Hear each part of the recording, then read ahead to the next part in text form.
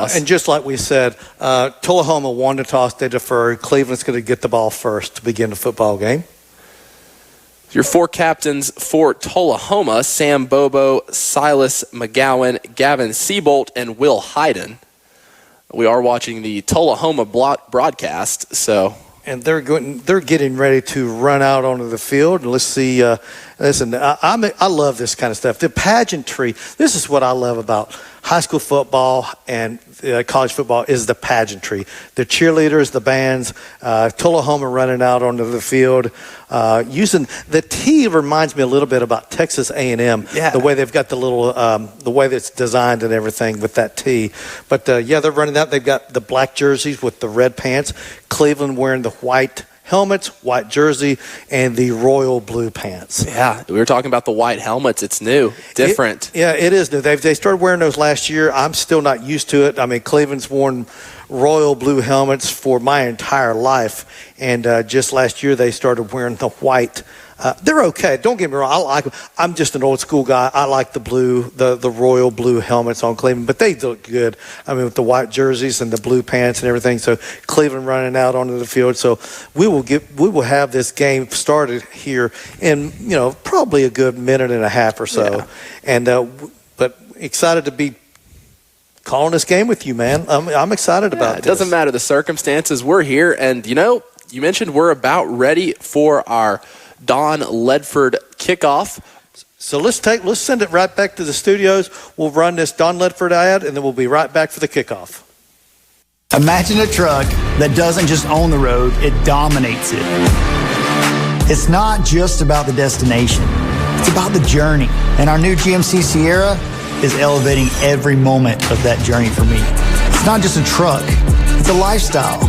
Don Ledford didn't just sell me a truck. They saw the lifestyle I wanted, and they found me that truck.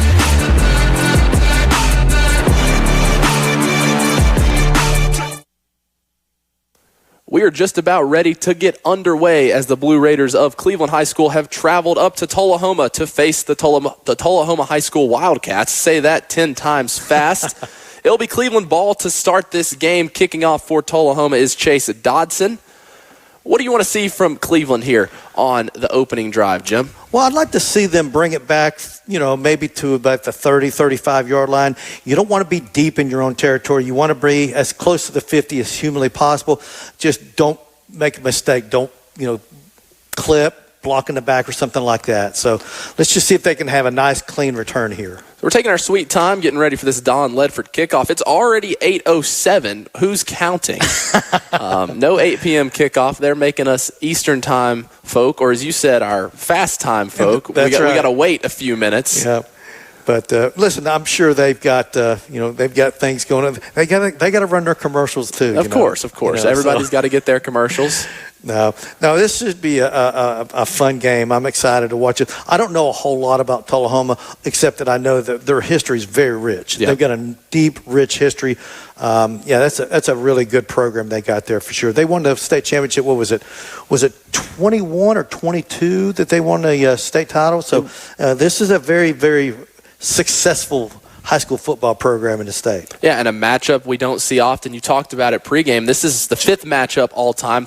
First one since 1994, and only the 2nd regular season matchup. That's right. Yeah, the only other time was the first time in 1971 was a regular season matchup, and here it takes another. Oh gosh, do the math for me. 50 some odd years, 54 years. Yeah, 54. They're playing each other in the regular season. They've met each other 3 times in the postseason. So we'll see if the Blue Raiders can get out to a faster. To me, that's the key. You don't want to, go 3 and out, punt it to them, and let them take it down, jump out to an early lead, because then it's so much more difficult. So if Cleveland can take the ball, have a sustained drive, maybe put some points on the board, that would sure go a long way in getting that confidence going. Yeah, and we were talking before we came on air that, whoever wins the toss, bet they defer. But, I like getting the ball first because you have the chance to set the tone. I do too. I don't know when this philosophy, and I get it because these teams like to do a 2-for-1. Yep. You have the last possession in the first half, and then you get the second half kickoff. Ideally, that doesn't always happen. My thing, I like to get that lead early in the game. I love that. I'm one of these old school guys.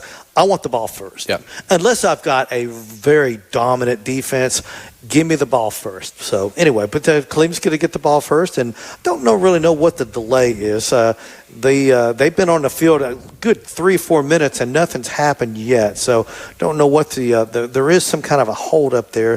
The officials got the ball in his hands, and they're waiting for something.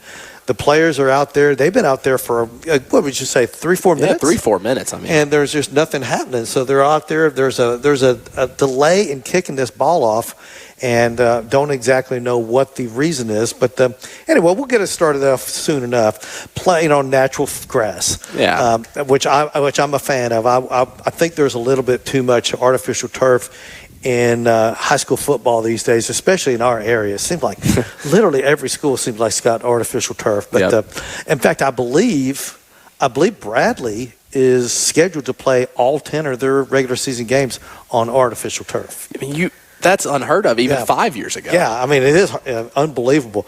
But obviously, this is a natural turf. It looks like a really nice manicured field there in Tullahoma. And I guess we'll see if it holds up if they ever kick the ball. I don't know. They said last time we played was 31 years ago. They've waited 31 years, so they can wait another 10 minutes. Yeah, exactly. What's the rush, right? What's the rush? But anyway, they'll get this thing going here just momentarily. That is odd that they don't have the game has not started, and there's some kind of a holdup for whatever reason. It's not the lights. I don't know if the scoreboard has an issue there.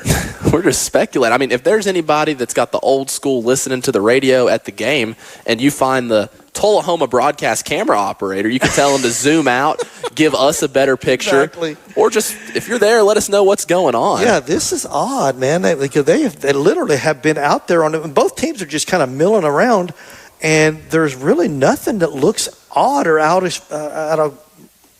Nobody is acting alarmed. No, there's no. I don't know. I mean, they've got a football. It's not like they can't find the football. Maybe somebody did tell the camera operator to pan out, because we got a full field view now, and it looks like everybody's just kind of chatting and staring and looking around, like everyone's kind of like, what's going on here? Nobody's running around. Nobody looks panicked. I mean, is this, you talked about Central Time, they call it slow time. I mean, this is really slow right now. This is the definition of slow time right here. They refuse to kick the ball.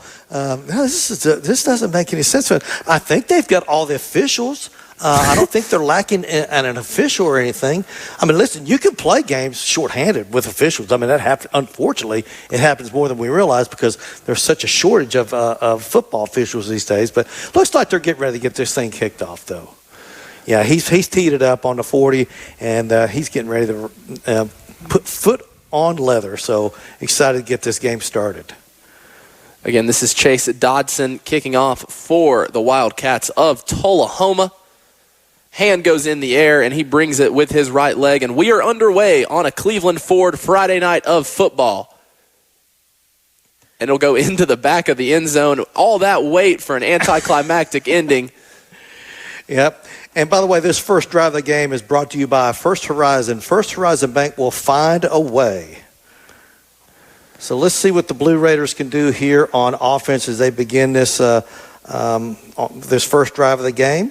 And so this is going to be interesting to see if they do something a little different. I would think that they're going to try to run the ball and try to get that running game going. But listen, they need to try a lot of different things tonight. They need to change up some things because this is a good team they're going up against. So the Cleveland offense moving right to left. McGowan, he'll fake the handoff. He'll fire it out to the short side of the field. Nice move up to the 30. It's a first down, a gain of 14 yards as McGowan slings it to Westfield. They fake the handoff up the middle to Beard, shot a little screen to Westfield, the sole receiver on the short side, and it's a quick 14 yards for the Blue Raiders to get this game underway.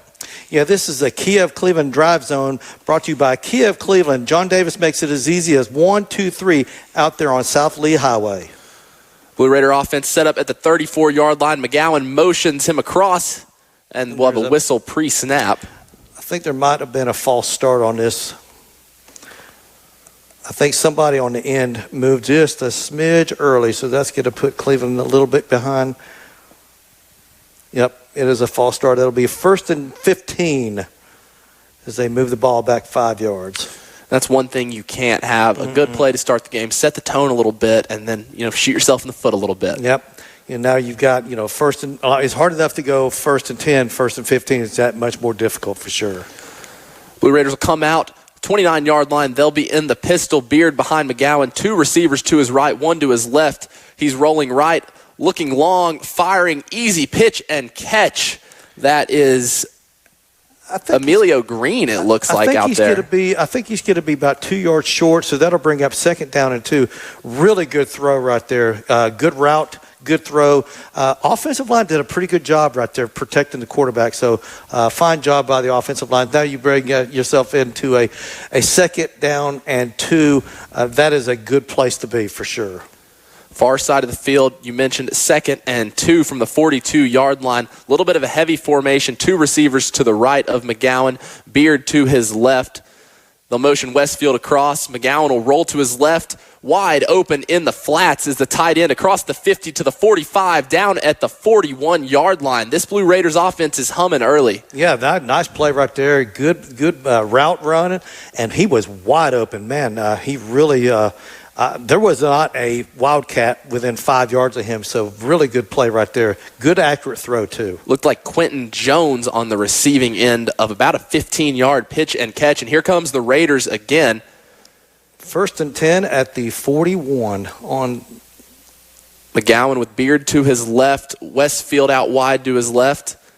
First run of the game for Beard. Beard has a big hole. Up to the 35, to the 30, down the right sideline. He'll be brought down at the 25-yard line with a flag at the end of that play. Might be a face mask, not sure, but the flag was thrown right where the tackle was made. Nice run there. Good hole opened up by that offensive line. Yeah, nice, just beautiful offense so far for Cleveland. We'll see if a penalty will give him 15 more. So that was just a good overall run right there. And it will be a face mask on the Wildcats. So that's 15 more for the Blue Raiders. And all of a sudden, we have a drive on our hands. It'll be 1st and goal right here, will it not? I think it'll be, maybe not. It'll be close. Probably maybe down to the 15 or so. Looks like we'll have a stoppage here. Yeah, they're going to figure out where to place the ball. But what a great job by the offensive line. They ran that trap play. He ran it to the right. He was good 10 yards before anyone had put a paw on him. There's a timeout on the field right now. So let's take a timeout right now with them. We've got 10:15 to go here in the first quarter. You're listening to Cleveland Blue Raider football on Mix 104.1. We'll be back in 30 seconds. Looking to furnish your home office? Look no further than Joe Rogers Office Supply. They have a great selection of office furnishings to complement your home. From desk to seating and filing solutions, Joe Rogers Office Supply can be your source to complete your home workspace. With furnishings from DMI, Eurotech, Han, and ISR Performance, they can design a workspace that can be uniquely yours and increase your efficiency for years to come. For the best in setting up your office, see Joe Rogers Office Supply, 156 Central Avenue in historic downtown Cleveland. Welcome back. Ryan Lovelace here with Jim Gum. Got it right? Yes. Gum, not gun. Messed that up in the pregame show, but we have a drive going with 10:15 remaining in this first quarter. The Blue Raiders have marched from their own 20 down to the Tullahoma 13-yard line where they will have 1st and 10. Yep, and this is a great drive to open up this game. We talked about this early on, that it's important that Cleveland scores early, gets their confidence going, and I think this will just, really get their, like I said, just get this. The confidence needs to be there. This was a very, very down football team the first week of the game, first of the year. Last week they really had a heartbreaking fourth quarter, but if they can strike early here, like to see them put it in the end zone, not have to settle for a field goal. If they can do that, that would help for sure. So another Cleveland Ford 1st down by the Blue Raiders. And let's see what they're going to be able to do. They're going to be set up at the, 13-yard line. Yeah, 1st and 10 from the Tullahoma 13, 10:15 remaining in this first quarter. Blue Raiders going right to left. McGowan has 2 receivers out to his left and the tight end. Beard in the backfield is the only man to the right. Beard takes the handoff, cuts up. He'll cross the 10, takes a big hit at about the 7-yard line, but still 6 yards and a cloud of dust for the Blue Raiders. It'll be 2nd and 4. What I like is that, he's making 3-4 yards before anyone's putting a hand on him. So they're opening up the hole there. Great job by the offensive line, and really, really impressed by this offense in this first quarter. Good throwing, good running. The offensive line's doing a great job. Now, how about this? You talk about old school, the old I formation for the Blue Raiders. One receiver out to the left. It's a power I. We got 2 fullbacks, Beard in the backfield. They'll fake the handoff, looking long, wide open in the back of the end zone. The throw is there, and it's a touchdown for the Cleveland Blue Raiders. What a drive as McGowan connects with Jones for 6, and the Blue Raiders lead 6-0. I'll tell you what, I don't know if they had this first drive scripted or not, but it was a perfectly scripted first drive. Everything worked. The throwing, everything they did was out of kilter. Normally you would expect a run right there. They did play action, and the receiver was wide open there in the corner of the end zone. Great throw by McGowan. Yeah, we mentioned they came out heavy running formation, and they run the old bootleg. Yep. Bobbled snap, they get it down. Bolaños' extra point is up and good, and the Cleveland Blue Raiders lead 7-0 over Tullahoma with 9:55 remaining in this first quarter. Yeah, your Elders Ace scoreboard, 7-zip, Cleveland over Tullahoma. Good first drive for sure, no doubt about that. Let's go ahead and take a break, and you're listening to Blue Raider football here on Mix 104.1. Southern Heritage Bank has been serving Cleveland for 25 years and celebrates our past, present, and future. Have you visited our newest location at the Pi Center? The Pi Center, Partners in Industry and Education Innovation, is an impressive educational facility preparing students for the future, and we are happy to be part of it. But not only are we serving students, this Southern Heritage Bank location is here for our entire community. Stop by 2285 Parker Street Northeast to visit our full-service branch. Southern Heritage Bank, a division of First Citizens National Bank. Member FDIC. Is your home leaking money through drafty walls and ceilings? For just $300, Independent Insulation Services will perform a complete air leakage test, identifying where energy and comfort is slipping away. We'll evaluate your home's performance and design a solution that fits your budget. A healthier, more energy-efficient home starts with the right test. Call today and schedule your home air leakage evaluation. 423-716-3762. Independent Insulation Services, your spray foam experts. Back here on Mix 104.1, your First Horizon Bank first drive of the game yielded a touchdown for Cleveland. They lead 7-0 with 9:55 remaining in the first quarter as Bolaños is set to kick it deep to Tullahoma for the first time this evening. Yeah, just an outstanding first drive of the game for the Raiders. Bolaños, he'll boot it from his own 40.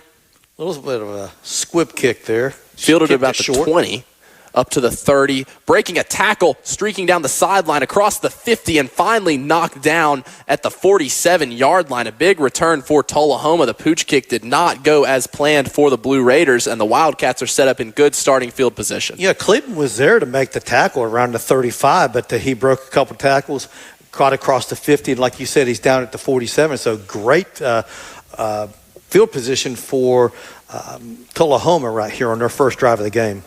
So we're going to try and get you the Tullahoma offense the best we can. Again, if you're just joining us, we were having to do this broadcast remote due to situations out of our control, but we're trying to do the best we can. It's Lucas Reed at quarterback. Quick handoff going to the right.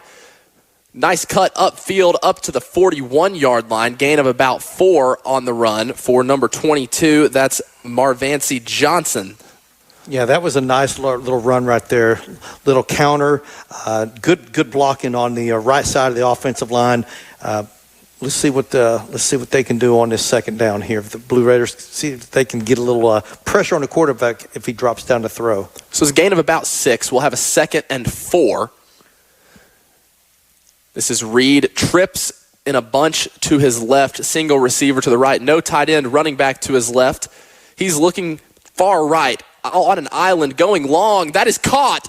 A streak down the sideline is caught by Alex Bobo for a touchdown, and Tullahoma responds in 2 plays. They loaded up the left side, got man-to-man on the right, and they just took the one-on-one ball, and Bobo went up and got it. Yeah, good, and a lot of time to throw. Good job by the offensive line there, giving him time. Beautiful thrown pass. He just beat Cleveland one-on-one right there as he streaks down the right sideline for a touchdown. Yeah, a lot of focus on the bunch to the left, and Tullahoma, they'll going for two. They'll convert it. So we see this play often where a team will line up in a very obscure formation on their extra point. Usually they'll motion back and kick it. Instead, Tullahoma sees numbers. They snap it to the kicker. He fires a short little screen pass to Caden Poff, who takes it in for a quick 2-point conversion. They caught the Blue Raiders sleeping. They caught us sleeping. Yeah. 2-play drive, 47 yards, man. I'm telling you, what an impressive, nice run and a beautifully thrown pass. And then the surprise, like you just said, a surprise 2-point conversion as they take an 8-7 lead here on the Elders Ace scoreboard. So what an impressive game. Listen, we said we thought we'd see some points scored tonight. Hello. We're like we've got 9 minutes to go in the first quarter, and it's 8-7 Tullahoma. So really, really high scoring game thus far. We'll just see if this continues. But man, very impressed by both teams right now. Yeah, you talk about if you're Cleveland getting the ball first, you go down, get the momentum, and then Tullahoma, they respond. Quick kickoff return, a short little 6-yard run, and then a 41-yard bomb and a 2-point conversion, and just like that, it's 8-7 Tullahoma in a drive that took 59 seconds. Yeah. Yeah, exactly. Yeah, they really did. They looked good.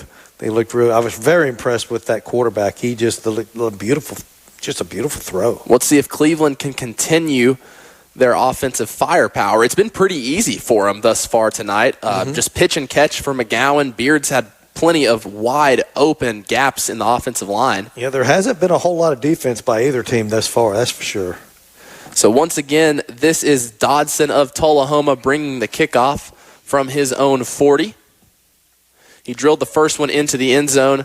This one will also find the end zone grass. And one of the rules in high school football that I don't agree with, that you're not allowed to run it out of the end zone. But hey, it is what it is. That's been a rule for as long as I can remember. But the Blue Raiders are going to take the ball on the 20-yard line, and we'll see if they can drive it another 80 yards for another touchdown. But real impressed with Cleveland's offense. We'll just see if they can continue what they've been doing. They've been mixing it up. When they're running, they're throwing, and very effective right now. I don't think Tullahoma expected that right off the bat. In the shotgun, quick handoff up the middle. I apologize. It's a play action short screen to Westfield, gain of about 9 yards. They faked the handoff to Beard and found Westfield out wide. Yeah, that was a nice one-on-one tackle there by number 21 for Tullahoma. That is Danilo Lukolov. The one-on-one tackle on Westfield right there. So here come the Blue Raiders. 2nd and 5. It's McGowan, 2 receivers to the short side, 2 receivers to the far side. It's Beard to his right. He'll take the snap in the shotgun. This time he hands to Beard. Nice cut upfield. Nice. He'll get the first down, still going across the 35. Gain of about 7 for Beard, and it's another first down. He broke that initial tackle right there because it looked like that was going to be stopped short. He broke that first tackle, and then he was able to run for a lot of yards after that. So good second play right there. Yeah, it was Silas McGowan. No, that's confusing. There's 2 of those on the field. Silas McGowan, the D end for Tullahoma. He got upfield, forced Beard to cut back, but he found some green grass, and it's 1st and 10 for the Blue Raiders at their own 35-yard line. I'm liking what I see out of this Blue Raider offense right now. So McGowan in the shotgun. He'll motion Westfield across. He will hand it to him. Westfield in trouble. He'll be wrapped up for a loss. Elijah Alexander for Tullahoma was all over that. It'll be a loss of 5 for the Blue Raiders. Yeah, they sniffed that one out, man. That was a good play by Tullahoma right there. They sniffed that out and made a nice play right there. So that'll bring up 2nd down and 15 for the Blue Raiders. So behind the sticks here for the Blue Raiders on the far hash, McGowan will have trips down to the bottom on the far side. Beard to his left, single receiver high to the right side. 2nd and 15. He'll take the snap. He's rolling out to the short side of the field, looking long, trying to find a back shoulder throw to Green, and it sails out of bounds. Yeah, that's a right-handed quarterback rolling out to the left, throwing against your body. That's a very difficult throw. He would have loved to have had time to set his feet And maybe he did have time to set his feet, but he didn't. He threw it as he was rolling to his left, which is a very, very difficult throw for a right-handed quarterback. So we're looking at a 3rd and 15 here from their own 30-yard line for Cleveland on the far hash. McGowan, he has Beard to his right, 2 receivers to the top and 2 receivers to the bottom. Offensive line's got to protect McGowan on this play right here for sure. Coach Brown making changes at the line of scrimmage. They'll motion a receiver across. There'll be trips at the bottom. Beard still to the right. McGowan, he's looking towards the bottom. Instant pressure. The offensive line didn't block a soul. It looks like... And he's out of bounds. Yeah, we're looking for Westfield out of bounds. The offensive line was 20 yards downfield. Yeah, they got beat bad. The ball was actually caught, but he was well out of bounds, so Cleveland will have to punt the ball away right here. So it'll be a 4th and 15 for Cleveland. You mentioned they will send out Bolaños to punt. Yeah, this was a promising drive when it started off, but then that 5-yard loss that put it that 2nd and 15, that was just a killer play right there. Back-to-back rollouts to McGowan's left as Bolaños is on the punt. High snap. He'll take it over his shoulder. Not a lot of pressure. He'll get the punt off. It'll go over the returner's head, take a Cleveland bounce. Boy. And it'll be down at about the 27-yard line. A nice punt for Bolaños for what could have been very dangerous as the snap was high. Yeah, luckily for Cleveland, they weren't rushing the punter, and the ball was not, he had time to go make a nice play on the punter's part, and I guess turn around, get the punt off, and then they got a nice little roll right there. So very fortunate by Cleveland to be in the spot they're at. So Tullahoma, it took them 2 plays to go 47 yards last drive. They come out with a lead here, 8-7, with 6:48 remaining in this first period. They'll have the ball at midfield at their 27-yard line. They'll have quads at the bottom of the screen. They're looking there. It's a screen pass, and it is dropped off the hands of, it looks like, Marvancy Johnson. Yep, that was right there. It was a good design, too, because they had some blocking out there. It probably would have picked up a good 5-6 yards if he were able to catch it, but he just took his eyes off the ball. So it'll be 2nd and 10 for Tullahoma and their quarterback, Lucas Reed. He threw a 41-yard touchdown pass last drive. Cleveland's not getting much pressure on the quarterback right here. Let's see if they can change that up a little bit. So coming out in a pistol, 2 up men flanking the offensive tackles. It'll be a fake handoff, throw to the tight end in the flat. That'll be a 1st down and more across the 40-yard line, eventually knocked out at the 45-yard line. Nice play design as Reed finds Seabolt, his tight end, there for a gain of about 15. And the wide receiver did a great job blocking downfield right there without holding. So, yeah, a great design play right there by Tullahoma. So Tullahoma off and running once again, moving the ball. Not going as quick as Cleveland has been going offensively. They'll huddle up, bring everybody to the line of scrimmage.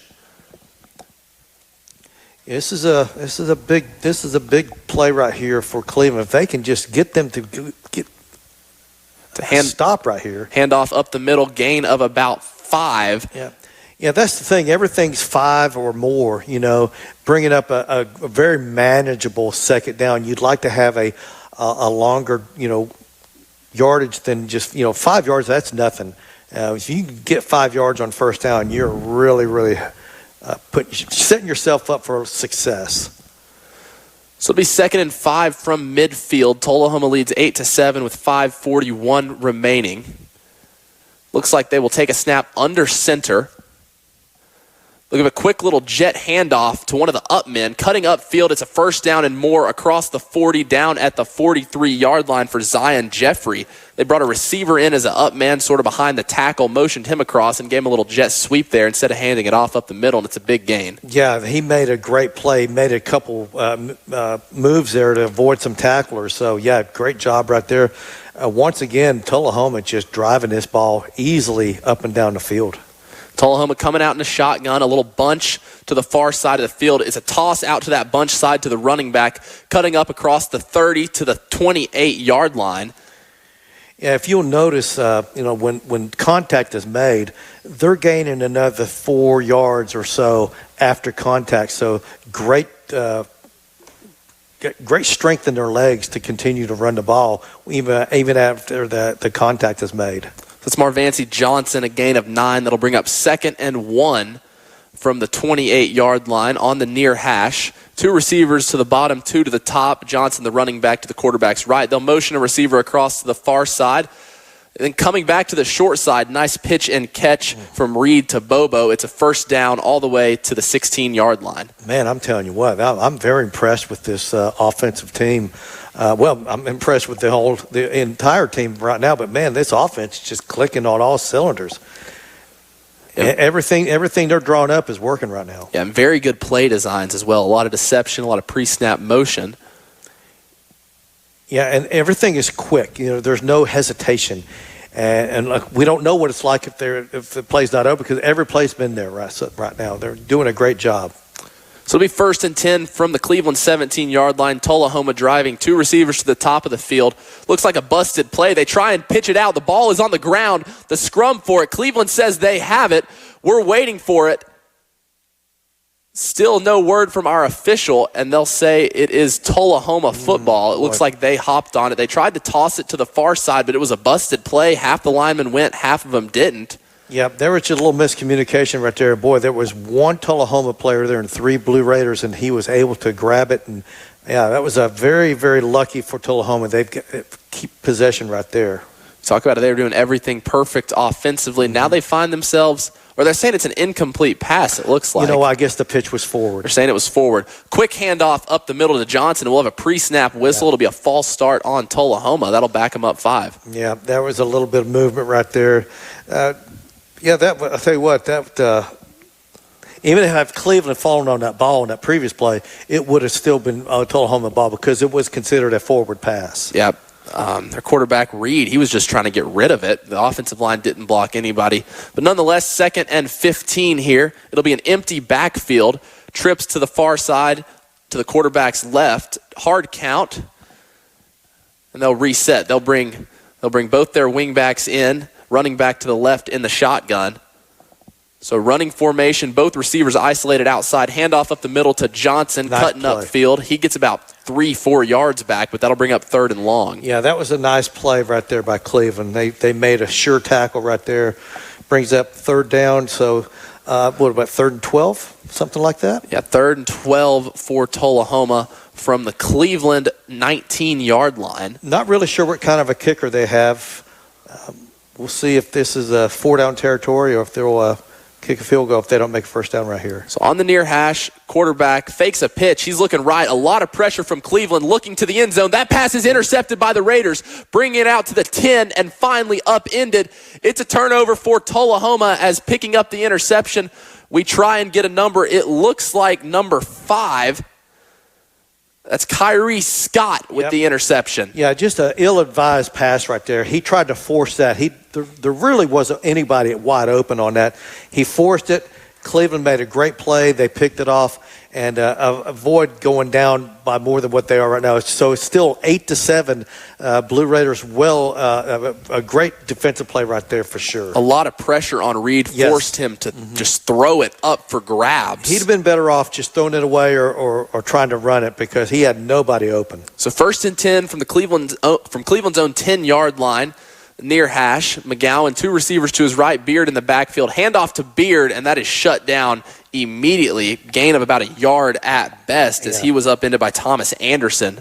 Yeah, that was a well-designed play, but Tullahoma really, it's like they sniffed that one out. You saw the linebackers, they all converged on him. So right there at the line of scrimmage, he was able to eke out 1 yard, like you said. So we'll try 2nd and 9 from the Cleveland 11. 2:45 remaining in this first quarter. The Raiders trail 7-8. It'll be a little pistol formation. Fullback to McGowan's right. Beard behind him. He's looking, rolling to his right. Heavy pressure. He sidesteps a tackle, throwing across his body, looking for Westfield. He can't get it there. It's an incomplete pass. Once again, trying to throw against your body like that is so hard. Anyone that's ever played quarterback, when you're rolling if you're right-handed and you're rolling to the left, it is just such a difficult throw. But they made him. They forced him to go that way. That defense from Tullahoma forced him to roll out to the left like that. It's a big 3rd down play right here. So it'll be 3rd and 9. Cleveland bunching it up at the near side of the field. 2 receivers and a tight end to McGowan's left, along with Beard. They'll hand it to Beard, heading to the far side, and he is upended at the 10-yard line. It'll be 4th and 9 as he was met by Micah Winton, and he got all of Beard. Yeah, this will bring up the power punt brought to you by Cleveland Utilities, your hometown connection. We saw some snapping issues on the last punt as it sailed over Bolaños' head. Bolaños will have his feet in the end zone, so we can't have that here. We'll see what kind of a leg he's got as the Blue Raiders need a boot here. Well, let's just see if they can get a better snap off. Last time he about snapped it over his head, but he made a great play to get the punt off. But yeah, Cleveland made a good play to intercept the ball, but they didn't make any first down. So it's a low snap. Bolaños with some pressure, he gets it off just fine. It'll take a bounce at about the 40-yard line, taken at the 50 by Tullahoma, up to the 40, near sideline to the 30, and finally knocked out of bounds by a host of Raiders. Yeah, I thought he did the motion of a fair catch, but maybe he did not. It looked like a fair catch motion as the ball hit the ground. I thought that he did too, but I don't know. Maybe he didn't. Maybe I was just thinking he did. Anyway, so this is an important defensive stand by Cleveland. If they can just keep them out of the end zone, like you said, last drive they picked that ball off in the end zone, brought it out to the 10, and now here we go with Tullahoma with the great field position once again. 1st and 10 from the Blue Raider 30-yard line. Reed, he'll take the snap. He's rolling to his left, heavy pressure. That throw gets it away to nobody in particular, just all up in his face. It looks like that was Daxton Evans, maybe. Yeah, that was, again, like we said, for McGowan, rolling to your left, trying to throw against your body. And you've got to have an exceptionally strong arm to get off a good, accurate throw when you do that. And you got to have a left tackle that can protect you when you got, you got Daxton Evans, your defensive end, rushing upfield. But nonetheless, 2nd and 10, they'll come out in the pistol. They'll motion both tight ends across to the near side of the field. Johnson in the backfield. They'll hand it off to him. Power to the right side. He'll be brought down. Nice gain play. of about 3 yards. Nice tackle. Nice play. Nice not grabbing on and getting the horse collar tackle right there, because he put his arm right up there against his shoulder, but he wrapped it around the front of his torso instead of pulling down from the back. So good play right there. Kyrese Westfield on the tackle will bring up 3rd and a long 6, maybe 7 for Tullahoma at the Cleveland 27-yard line. Yeah, this is a big defensive series. If Cleveland can keep them from gaining the first down, it'll be interesting to see what Tullahoma does. 2 receivers to Reed's left. He motions the running back out to the right. Empty backfield. He's looking right, working back left. Pressure going to the end zone. Wide open and caught for a touchdown is Alex Bobo. Easy throw and catch as nobody had Bobo streaking down the middle of the field. Reed rolled out and found him wide open. Oh, yeah, he was, like I said, there was no pressure on the quarterback. He was able to sit back, pick out his receiver. He had time to make a play, get wide open. Beautiful throw and catch. So they'll set up for their pre-extra point formation, and this time they'll motion. The swinging gate. That's called the swinging gate when they do stuff like that. We'll see if they kick it or if they go for 2 again. We have a pre-snap whistle. They motioned to bring the team back to field goal formation, and one of the Blue Raiders jumped off sides. Oh, boy. Yeah, that swinging gate, they'll mess with the defensive players if they're not used to seeing that. If they move that ball, I wouldn't be surprised to see Tullahoma go for 2 again. Yeah. I mean, right now they've got a 7-point lead. An extra point puts you up by 8. If you get 2, you're up by 9, which is a 2 score game at that point. So that's exactly what they'll do. They'll line up with an empty backfield here. You got to worry about a quarterback draw. That's Patrick Riddle, your backup quarterback. He'll jump under center, QB sneak. It looks like it was a stuffed initially. Second effort, Patrick Riddle gets it across. Yep. We see that play a lot. You line up, empty backfield, shotgun. All of a sudden, you run up, get under the center, and just immediately take the snap and quarterback sneak it, and that's what they did. Not exactly the tush push, but he didn't have anyone behind him. But the great job by that offensive line. All they had to do was get a yard, and he was able to get that 1 yard. And they're up 16-7 now. You were listening to Cleveland Blue Raider football on Mix 104.1, brought to you by Wholesale Supply Group. The Raiders trail 16-7 in the first quarter. We'll be right back for our kickoff. See if Cleveland has anything on offense. You're listening to Mix 104.1. We'll be right back. Each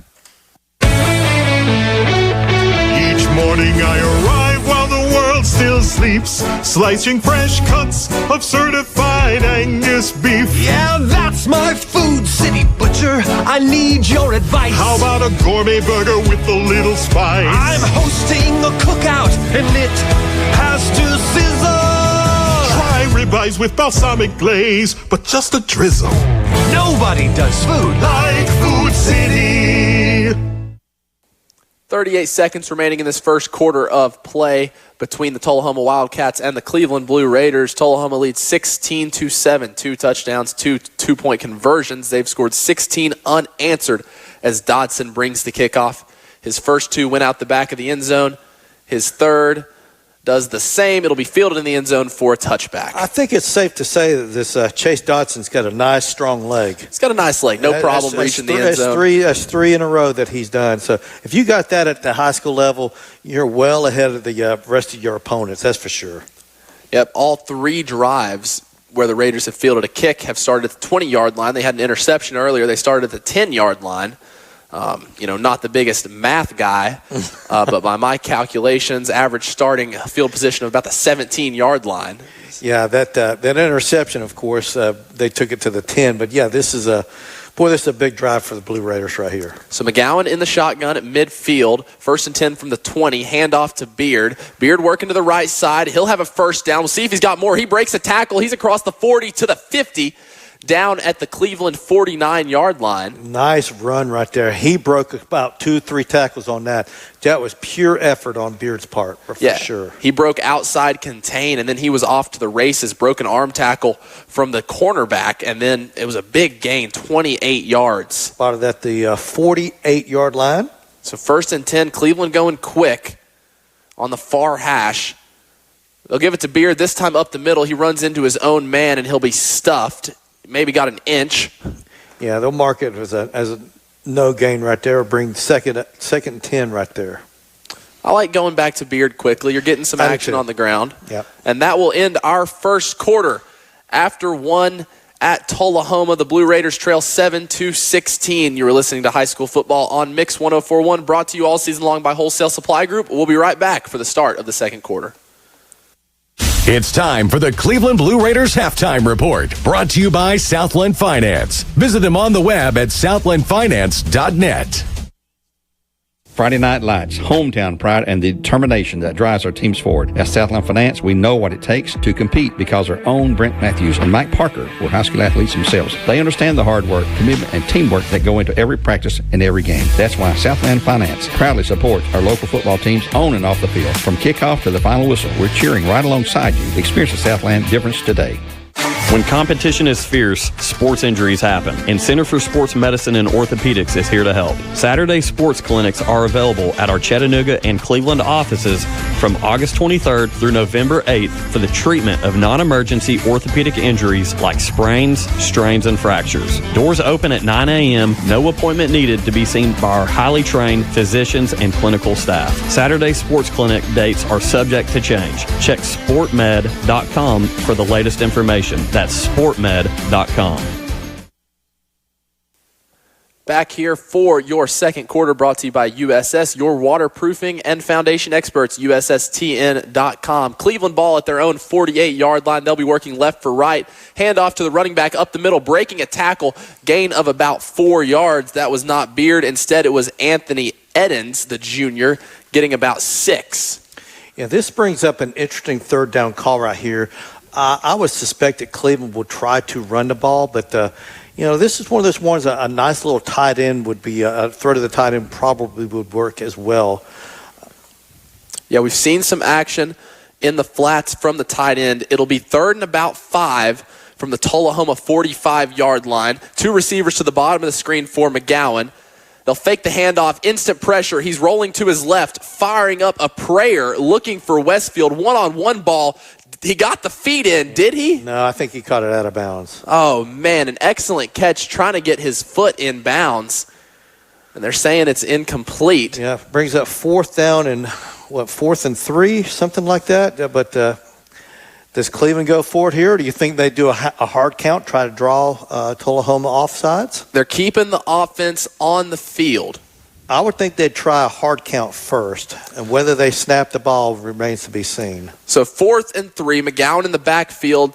They will take the snap, handoff to the right side on 4th down. Tullahoma is all over that, and it's a turnover on downs at Tullahoma's 49-yard line. Yeah, they did not fool Tullahoma in the least bit. They sniffed that one out big time. Hey, by the time it's drive into fall event at Crown Dodge Jeep in Cleveland, shop over 225 new Chryslers, Dodges, Jeeps, and Rams, up to $14,000 off MSRP. Or get financing as low as 2.9% for up to 72 months. An interesting play call there on 4th and about 4. You go in the shotgun, you run to the boundary, going east and west instead of north and south. Yeah, they were all over that. Didn't fool Tullahoma at all. So here comes Tullahoma, 1st and 10 from the Cleveland 49-yard line. They'll fake the handoff, looking long, rolling to his right. He'll take off with it, gain of about 3 yards for Lucas Reed, as Cleveland had it covered downfield, but he takes off, gets about 3-4 yards on the scramble. Yeah, he looked at it the whole way. There was nobody open, and he just got what he could out of it. Nice play by the quarterback, not trying to force it like he did on that interception. So he took what the defense gave him. He gained 4 yards, so brings up 2nd down and 6. So 2nd and 6 from Tullahoma on the far hash. Have bunch trips to the top of the screen to the short side. They'll hand it off to Johnson coming the other way. He'll cut back up the middle, broke a few tackles. He's got a 1st down, still going down to the 27-yard line. A big-time run for Marvancy Johnson. Man, that's power right there. He broke at least 3 or 4 tackles on that. Just refused to go down on contact. It took about 2 or 3 Cleveland Raiders to get him on the ground.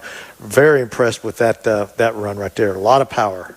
So Tullahoma driving with 10 minutes remaining in this second quarter. They lead 16-7. They'll have 1st and 10 from the Cleveland 27-yard line. Right smack dab in between the hashes.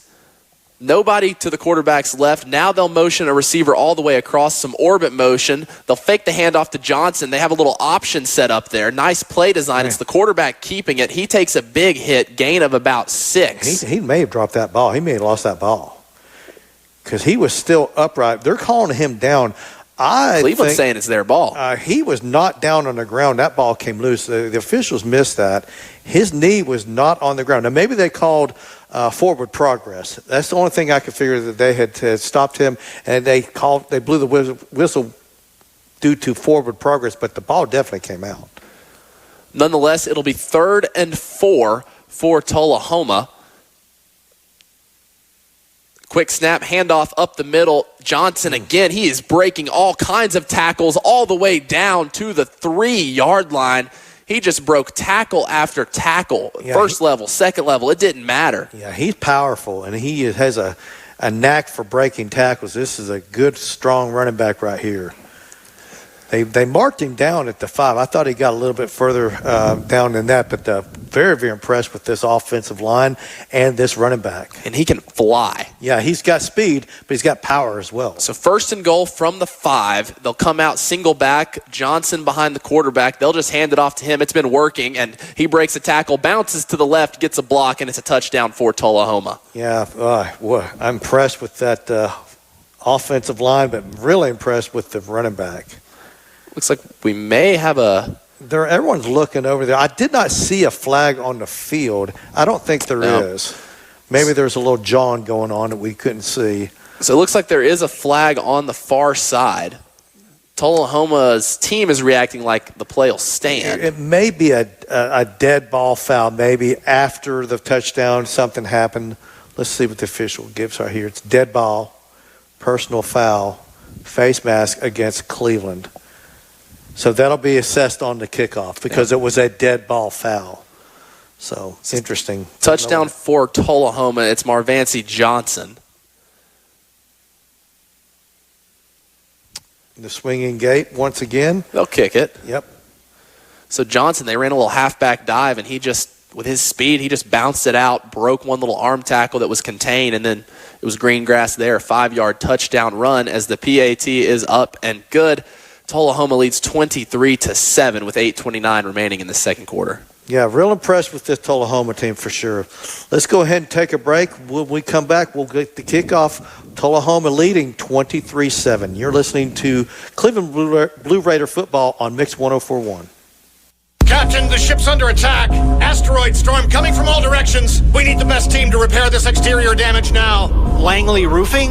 Seriously? Get Langley Roofing on the phone right now, Captain's orders. Every season has its own way of attacking your roof from every angle. The quality and warranty of Langley Roofing performs so well at the best price. So when you love your roof, let Langley quote any repair or replacement. When you see a fit roof, chances are it's a Langley. Visit our family at langleyroofs.com. Our legal system is complex, and your case may impact several areas of the law. Don't just hire a lawyer who focuses on one thing. Hire a team of experienced attorneys ready to handle your case wherever it may lead. Call Logan Thompson, one of the area's most respected law firms. From personal injury to criminal and family law, from contract disputes to disability, the team at Logan Thompson will work together to ensure you are well represented and well compensated. Logan Thompson, we fight to win. Back here on Mix 104.1, your exclusive home for Cleveland Blue Raider football, supplied all season long by Wholesale Supply Group. Bringing you into our Bradley Medical Center broadcast booth. We are broadcasting remotely, not making the trip to Tullahoma. Ryan Lovelace and Jim Gum filling in for you as Tullahoma leads 23-7 with 8:29 remaining in the second quarter. That 15-yard face mask penalty gives Chase Dodson an extra 15 yards. He'll be kicking off from the Cleveland 45. I don't think there's any doubt that was going through the end zone. I thought they might actually squib it and try to see if they could get a turnover there, but he just punches it right through. Hey, by the way, we want to thank some of our sponsors, Vortex Center for Orthopedic Care for all your orthopedic needs. Dale's Heating and Air, just call Dale's.com. Chick-fil-A located on Keith Street and Paul Huff. Download the Chick-fil-A app today. Crown your Jeep and Ram headquarters in Southeast Tennessee, I-75 at exit 20. And Jersey College, your nursing career starts here, jerseycollege.edu. So it'll be 1st and 10 for Cleveland at their own 20-yard line after the touchback. McGowan with Beard to his right on the near side of the field. Two receivers to the right, Westfield in the slot.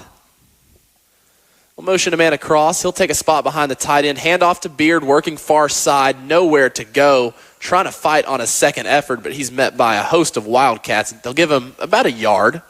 Yeah, I tell you what, Cleveland needs to do something. If they can replicate what they did that first drive it down, mixing in some runs and passing, I think that would bode well for them because they really have been dominated ever since that opening drive. So it'll be 2nd and 9, a little over 8 minutes to play in this second quarter. On the far hash, McGowan with Beard to his left, two receivers to the bottom, wide receiver and a tight end to the top. He's looking to the top, working. He'll roll out to the right. Pressure coming. Here comes the spy, firing to the right and dropped.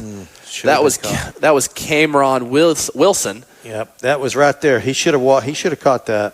It was a nice scramble drill. He was running a route. Saw McGowan scramble to his side. He worked his way back to the quarterback. McGowan, a nice throw. Just Wilson couldn't bring it in. That'll bring up 3rd and 9. Once again, Tullahoma just putting pressure on the quarterback every time he drops back. Makes it very, very difficult for him to complete passes. He just cannot set his feet. So 3rd and long from the Cleveland 21-yard line. It's 3rd and 9.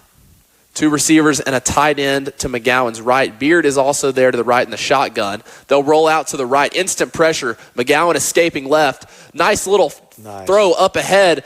Breaking free across the 50. Westfield, they got it to him. 30, 20, 10. Cleveland touchdown. McGowan scrambled to his left. The corner came up. Westfield went deep, and McGowan hit him, and it was green grass for Kyrese Westfield, and 79-yard touchdown.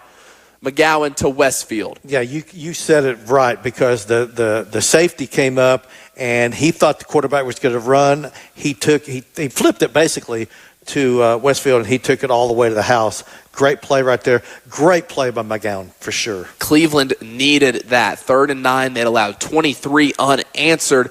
They get 6 back. Bolaños' extra point looking to make it 7. is up and good. Cleveland still trails 23-14, but there is life up in Tullahoma. Yeah, the Cleveland needed this in the worst way. Just a tremendous play by McGowan because he had pressure on him. He went to his left. It looked like he was going to take off and run, but he was able to find Westfield, and of course he completed the ball, and it was all downhill from there. Yeah, it looked like they were running it looked like a cover 2. The corner was kind of shading Westfield, but he stepped up. Westfield found the gap. The safety took a terrible angle. Westfield just ran right past him, and he was gone for 79 yards. I thought McGowan was taking off and running it too. Yeah. So I can understand why a defensive back would kind of bite on that. But the great eyes. Great to see that McGowan was still looking downfield while he was rolling off to his left. Yep. You mentioned even rolling to your left. You got to look back, throw across your body. You know you're probably going to take a little hit to the ribs. I'm sure he did. Throw. I mean, he didn't lead him. When you're that wide open, you just throw it right at him, and Westfield did the rest. Yeah, he turned around, and he didn't see any black jerseys that he knew he had it at that point. Good play all the way around for Cleveland. So Cleveland still trails 23-14 with 7:25 remaining in this second quarter. Cleveland struck first on an 80-yard drive. Then it was all Tullahoma. They go touchdown, 2-point conversion 2 times in a row to make it 16-7, and then they score a touchdown, and they finally kick the extra point to make it 23-7. And then Cleveland goes down to make it 23-14 as we are set for Bolaños' kick. Bolaños will bring it. It's a pooch. He called a fair catch there at the 35-yard line. Yeah, wanting no part of the Tullahoma return men. That's smart, though. He's not a return guy. He's going to take the ball. He's going to call a fair catch. They've got good field position, so good play all the way around on Tullahoma. Very, very well-coached team, you can tell. I mean, it's a win-win. Cleveland doesn't want to kick it deep. Sure. Tullahoma will take the field position as they'll start 1st and 10 from their own 35-yard line. Yeah, for sure. If Cleveland needs to do something on defense, make these guys punt the ball. So far hash, Lucas Reed, he'll hand off to Johnson. Johnson does not break a tackle here. He is engulfed, gain of about a yard. Yeah, that was nice right there. They needed a good play like that for sure. That was a really, really good, solid tackle. It's Gouge McDowell there for Cleveland. Yeah. He was all over that. Yeah, so that brings up a 2nd and 9. Ball spotted at the 36-yard line. 3 receivers. It looks like a false start there. False start, yep, sure was. That was number 67 right there. Silas McGowan with the false start for Tullahoma. That'll bring up a 2nd and 14. So really playing in the hands for Cleveland. If they can just get these guys off the field, it'd be nice to see the Raiders get the ball with an opportunity to score before halftime. So Tullahoma 2nd and 14, about 6.5 minutes remaining in this second quarter. Trips to the top of the field to the quarterback's right. They'll motion one of them all the way across. He'll work back up top, some orbit motion. It's just a handoff to Johnson. He cuts back, a lot of green grass, reversing field. Still fighting. He'll be short of the first down marker, but still a gain of about 12 will bring up 3rd and 2. Yeah, he broke one tackle. He got about another 5 yards after that. So nice play by them. Still an opportunity for Cleveland to get them off the field right here. Let's see what happens here on 3rd down. So it'll be 3rd and a long 3 from Tullahoma's own 42-yard line. A little trip bunch, low snap, kicked on the ground. Ball is free. Looks like Cleveland has it, and they do. Another self-inflicted wound by Tullahoma, and Cleveland will happily take over at the Tullahoma 36-yard line. Yeah, Lucas Reed, he tried to fall on the ball, and it just squirted out from underneath him, and Cleveland was able to pounce on it. A good opportunity for the Blue Raiders right here as they take over on the Tullahoma 36-yard line. So a quick change. Cleveland goes down. They get 7. They force a turnover here, and they have the ball in Wildcat territory. Yeah, that was a really, really important turnover right there. So Cleveland needs to take advantage of this for sure, no doubt. The snap was on the grass. The only thing Reed could have done was fall on it. He tried to stay up and pick it up, and then he booted it a little bit. Just squirted out from underneath him after that. So, yeah, Cleveland was very lucky to recover that. So McGowan taking the snap on the near hash, looking far side, throwing up one-on-one ball to Westfield. It's overthrown. Yeah, he just missed on that one, but Westfield was open, actually. Yeah. It really was just an inaccurate throw. He had him beat. I like the one-on-one ball. And I like going for it right there. I like going for everything right there. That brings up 2nd and 10. Still a lot of opportunities here to get a first down, continue this drive. So Westfield will run off the field. He'll be replaced by Caden Thompson. 2nd and 10 from the Tullahoma 36-yard line. 3 receivers to McGowan's left at the top of the field. Beard to his right. McGowan looking to the top of the field. A lot of pressure all up in the backfield is Will Hyden, and he throws McGowan down at midfield. That'll bring up 3rd and very long. Yeah, that was tough right there. That was a tough. That quarterback sack, by the way, brought to you by Food City on Ocoee Crossing, McGrady Drive, and Georgetown Road. This will bring up 3rd and forever for Cleveland. 3rd and about 19. Yeah, he needs to just drop back to throw. If they give him time and I think, try to hit Westfield. Just try to throw it up, see if Westfield can make a play for him.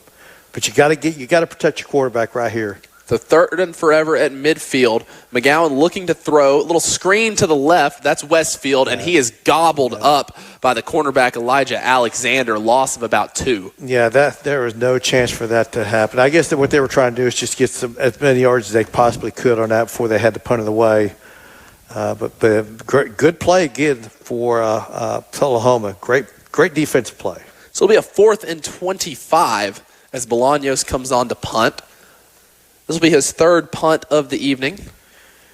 Got about 4:20 to go here in the first half.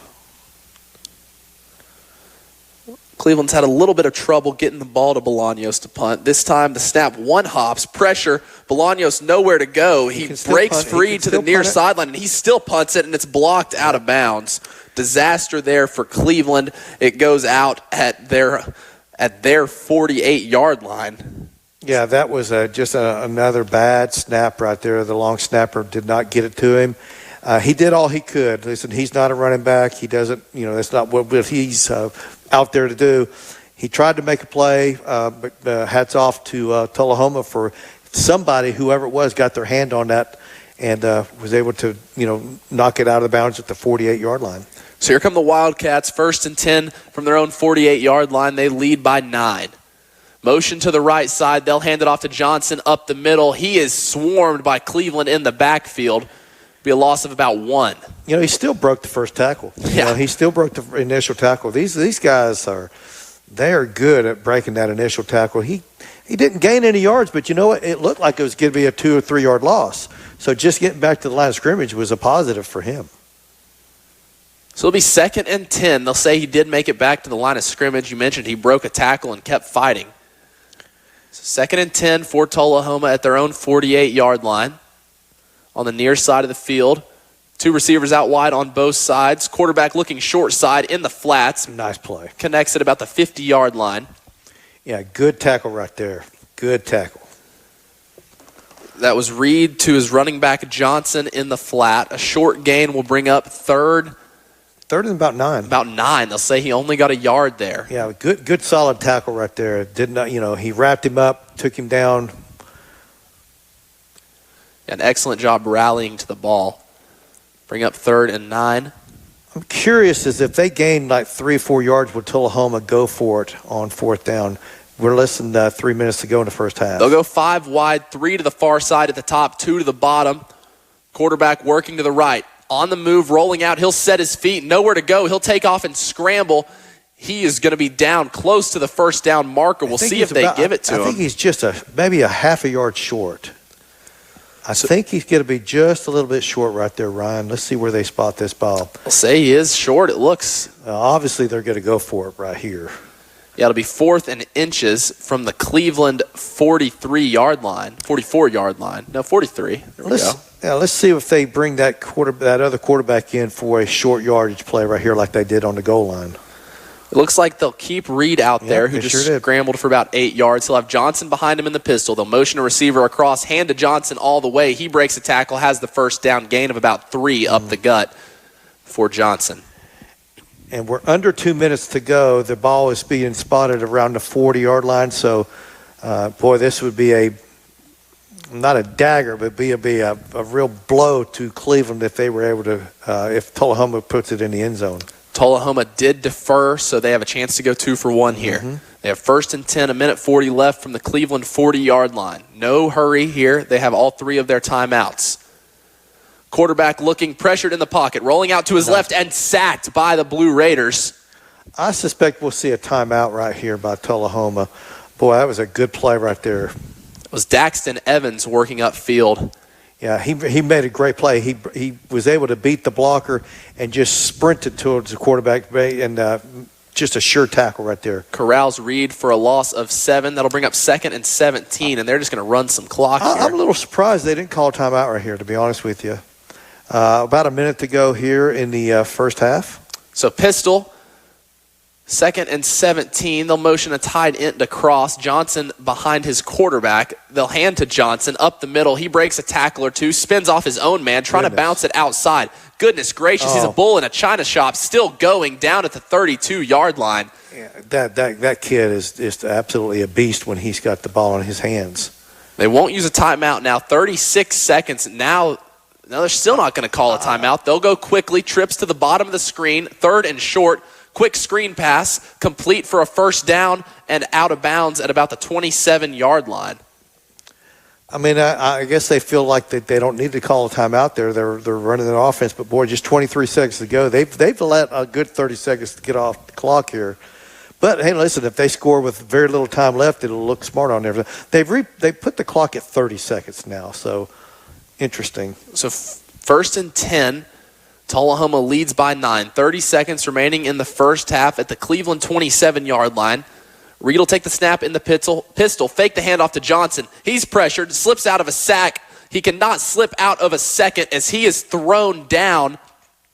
That's Gage McDowell for Cleveland with a huge sack in that scenario. Yeah, that quarterback sack brought to you by Food City, O'Coy Crossing, McGrady Drive, and Georgetown Road. They will not use a timeout. It looks like they'll just be content to run this out to the half. I'll tell you what, to me, this benefits Cleveland. Yep. I really believe that. I'm very surprised at this, but they decided, listen, both Cleveland and Tullahoma, both in the first half, not having called a timeout.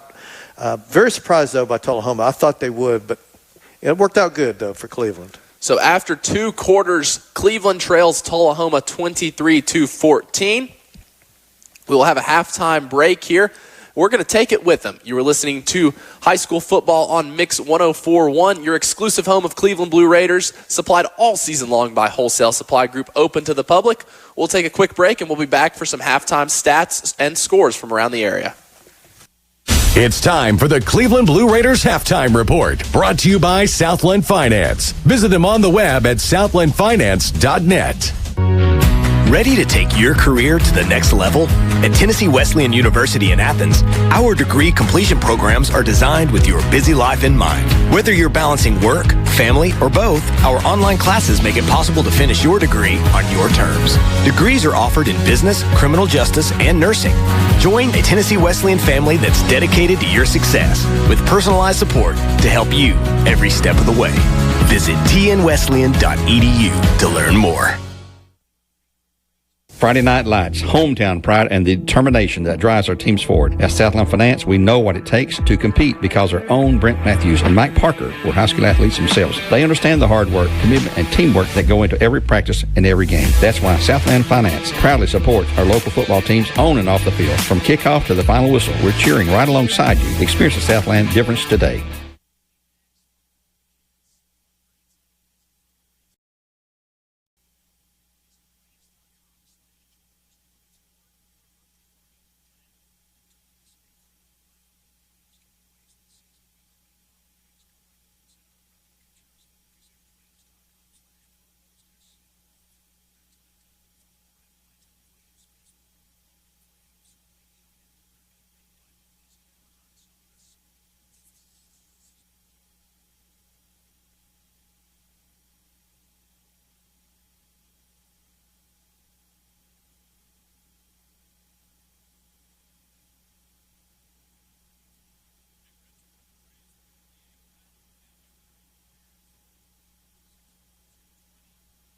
Imagine a truck that doesn't just own the road, it dominates it.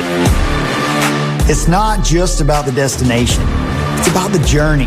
And our new GMC Sierra is elevating every moment of that journey for me. It's not just a truck, it's a lifestyle.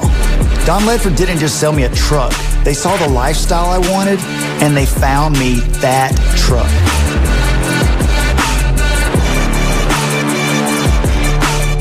From the job site to the showroom, Wholesale Supply has the top brands you trust at the prices that work for your bottom line. With over 30 locations across the Southeast and over 75 years of service, no one supports contractors and communities like we do. Wholesale Supply, built to supply, trusted to deliver.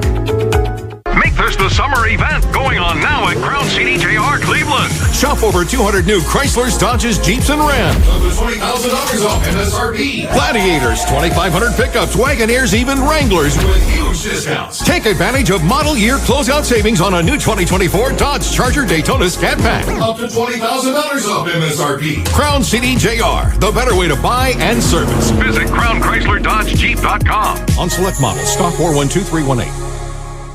Ladies, you've spent years putting others first. Your kids, your partner, your parents. You've been the steady one, even when you were running on empty. Always strong, always giving. At Magnolia Dental Center of Cleveland, we see more than just teeth. We see the woman behind the smile, the one who deserves to feel confident, cared for, and finally seen.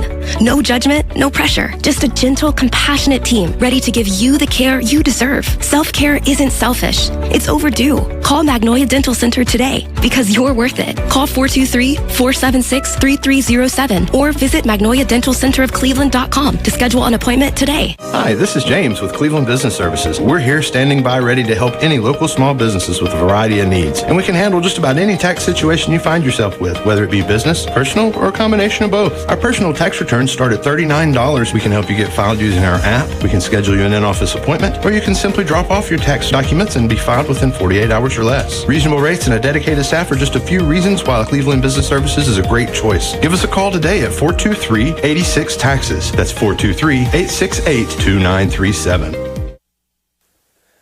Back here, Mix 104.1, our Southland Finance halftime show located at Peerless Road at 25th Street, www.southlandfinance.com. Our game right here will start here. Cleveland trails 23-14. It's been sort of a back and forth game. Cleveland struck first, went ahead 7-0 before, I almost said Tellico, goodness gracious, before Tullahoma scored 23 straight points, and then Cleveland gets a touchdown. Tullahoma, no urgency to try and score there at the end of the half. They're content taking a 9-point lead into the locker room. But we've seen some promise from Cleveland offensively. It may be a 2-score game, but I mean, if Cleveland comes out in the second half, I mean, I still think we got a game on our hands. We do, absolutely. And I'm very surprised, like you said. And I guess the thought there is that they do get the ball to begin the second half. But, man, I thought when they went to the half with all 3 timeouts in their back pocket, they could have easily have called a timeout and had plenty of time to me. And, listen, that offense is pretty brutal. I mean, they're pretty lethal. Cleveland had a real tough time stopping these guys. They did have a few sacks here to make it more difficult on Tullahoma, but I was very surprised at some of the the lack of calling timeouts there. Listen, Cleveland's very fortunate to be now only by 9 points. They really are. Tullahoma has dominated this game for the most part, and it's still up in the air as who's going to win this game. Yeah, Tullahoma shooting themselves in the foot a little bit. Lucas Reed throwing a red zone interception and then fumbling a snap. But you talk about Tullahoma's offense, Marvancy Johnson, their running back, has been excellent. I don't know what his, I mean, I'm assuming he's got some college aspirations, but I like the way this kid runs. He runs hard. He's fast. He's got power, and he's willing to take it between the tackles. He's willing to take it around the edge. So he looks like the real deal to me, and I'm very impressed with. To me, he's by far the most impressive player on that offensive side of the ball for Tullahoma, for sure. I'm very impressed with him. Senior gets some time at middle linebacker, ran for 1,400 yards last year. Yeah. We don't have stats. Again, if you're just joining us, hopefully you haven't figured this out, but we're broadcasting remotely here at our studios in Cleveland, Tennessee, and I'm not Terry Evans, so we got I'm I'm not JC. Yeah, so in case you were confused about that as well, some issues came up. They couldn't broadcast. They didn't travel us all the way up there on such short notice. I think I said JC. I meant RC. RC Cola. There we go. Hello. It's okay. I mean, I said Jim Gunn one time. That's right. We all make mistakes. We're not perfect here. We are for sure not perfect. But no, very impressed with this Tullahoma team, though. Yeah. I'm very impressed. And Cleveland, listen, I saw that first game against Walker Valley. Oh, by the way, Walker Valley up big time, 41-28 over McMinn County with 9:28 to go in the game there. But very impressed with the way Cleveland has improved their offense. Yep. Their defense is still a work in progress. Yeah. They just don't have the good tackle. They don't tackle well. A lot of missed tackles. A lot of missed tackles. Again, listen, let's give praise where praise is due. Maurice Johnson breaks probably a lot of tackles against everyone he plays, but he's really broken a lot against Cleveland. There was that one run. He had to have broke 6-7 tackles on that one run where he went, 30-some-odd yards, just straight up the gut. Very impressed. But that's the one thing. That's Cleveland's Achilles heel right now is the tackling. That's the one thing they got to fix that somehow.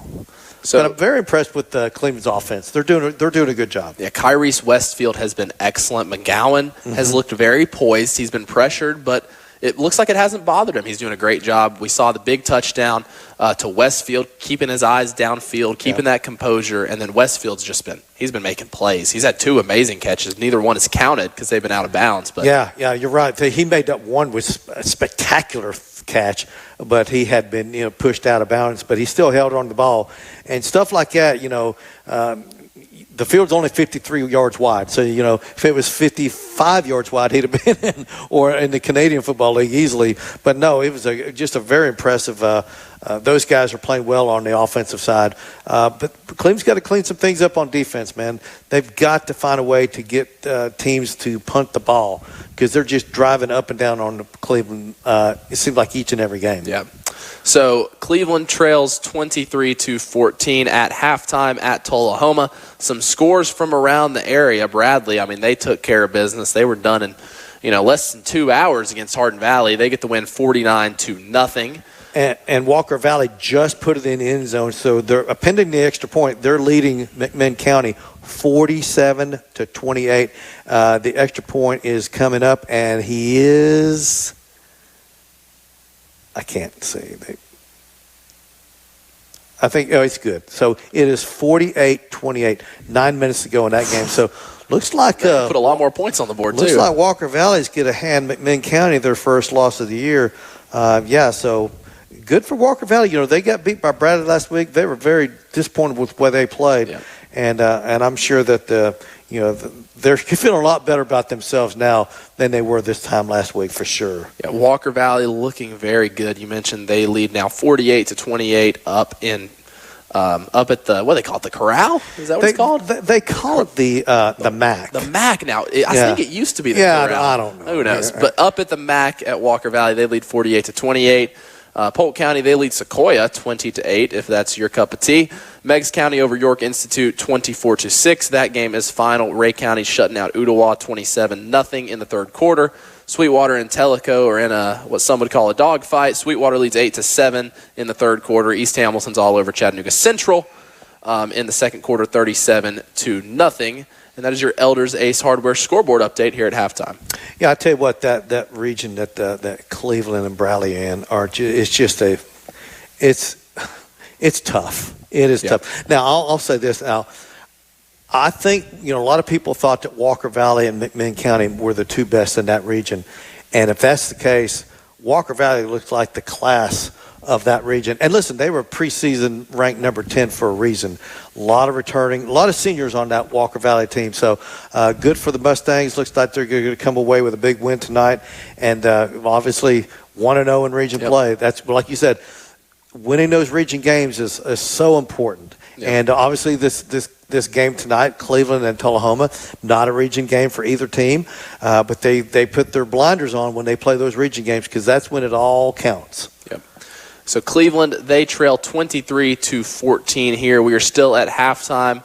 We're going to take another break. You were listening to Mix 1041, your home of Cleveland Blue Raider football all season long, brought to you by Wholesale Supply Group. Again, Cleveland trails at halftime, 23-14 up at Tullahoma. We're going to take a break, and we'll be back for some more halftime and hopefully the start of our third quarter. Is your home too hot in the summer and too cold in the winter? At Central Heat and Air, your local HVAC experts, we've got you covered. Our top-notch technicians provide fast, reliable service to keep your home comfortable year-round. From installation to maintenance, we handle it all. You'll never be left out in the cold or the heat. Call Central Heat and Air today at 423-478-7778. That's 423-478-7778. Or visit us online at docsair.com. That's DOCSAIR.com. Central Heat and Air, your healthy home company. Is the Town Squire a complete men's store? Yes! Larry and his staff have been outfitting their customers since 1977 from head to toe. Carrying suits, sport coats, dress and casual slacks, shirts, belts, ties, and shoes. Your complete men's store for over 48 years. The fall wardrobe sale now in progress. Come in and check them out and walk out in comfort and style. You'll never know how good you can look until you get dressed at the Town Squire. Locally owned and operated, the shop that appreciates the customer. The Town Squire, Stewart Park Plaza, Key Street, Cleveland, Tennessee. When competition is fierce, sports injuries happen, and Center for Sports Medicine and Orthopedics is here to help. Saturday sports clinics are available at our Chattanooga and Cleveland offices from August 23rd through November 8th for the treatment of non-emergency orthopedic injuries like sprains, strains, and fractures. Doors open at 9 a.m., no appointment needed to be seen by our highly trained physicians and clinical staff. Saturday sports clinic dates are subject to change. Check sportmed.com for the latest information. That's sportmed.com. At First Horizon, we know if there's a win, there's a way. Our team is here to help every step of the way with personal, business, or private banking. Stop by and visit us at one of our locations in Cleveland or give us a call at 423-559-7660. At First Horizon, we look forward to finding a way. Join Cleveland Fasteners and Supply for their annual Classic Cruise-In Bike, Truck, and Car Show on Saturday, October 4th from 10 a.m. to 2 p.m. Free admission. You'll have a DJ, food trucks, door prizes, and more. Mix 1041 will be there with a live broadcast. It's the Cruise-In Bike, Truck, and Car Show happening at Cleveland Fasteners and Supply Saturday, October 4th from 10 to 2. Starview Drive behind Bradley Rentals. Sharpen those pencils, pack those snacks, and don't forget that back-to-school smile. Whoa, did you get braces? Yep, I went to Pediatric Dentistry and Orthodontics of Chattanooga. They let me pick these colors. It was so easy. Lucky, I can't wait to get braces. At Pediatric Dentistry and Orthodontics of Chattanooga, we're here to get those pearly whites picture day ready. Cheese! Call 423-541-5500 or visit pdoc.com to book your back-to-school appointment today. Back here, it is a Cleveland Ford football Friday night as Cleveland is still at halftime up in Tullahoma. They trail 23-14 as we are waiting for that third quarter to get underway. Ryan Lovelace joined by Jim Gum. Jim, we talked a little bit about the first half. We talked about some scores around the area. Now we're just looking towards this third quarter. What are you looking for out of Cleveland?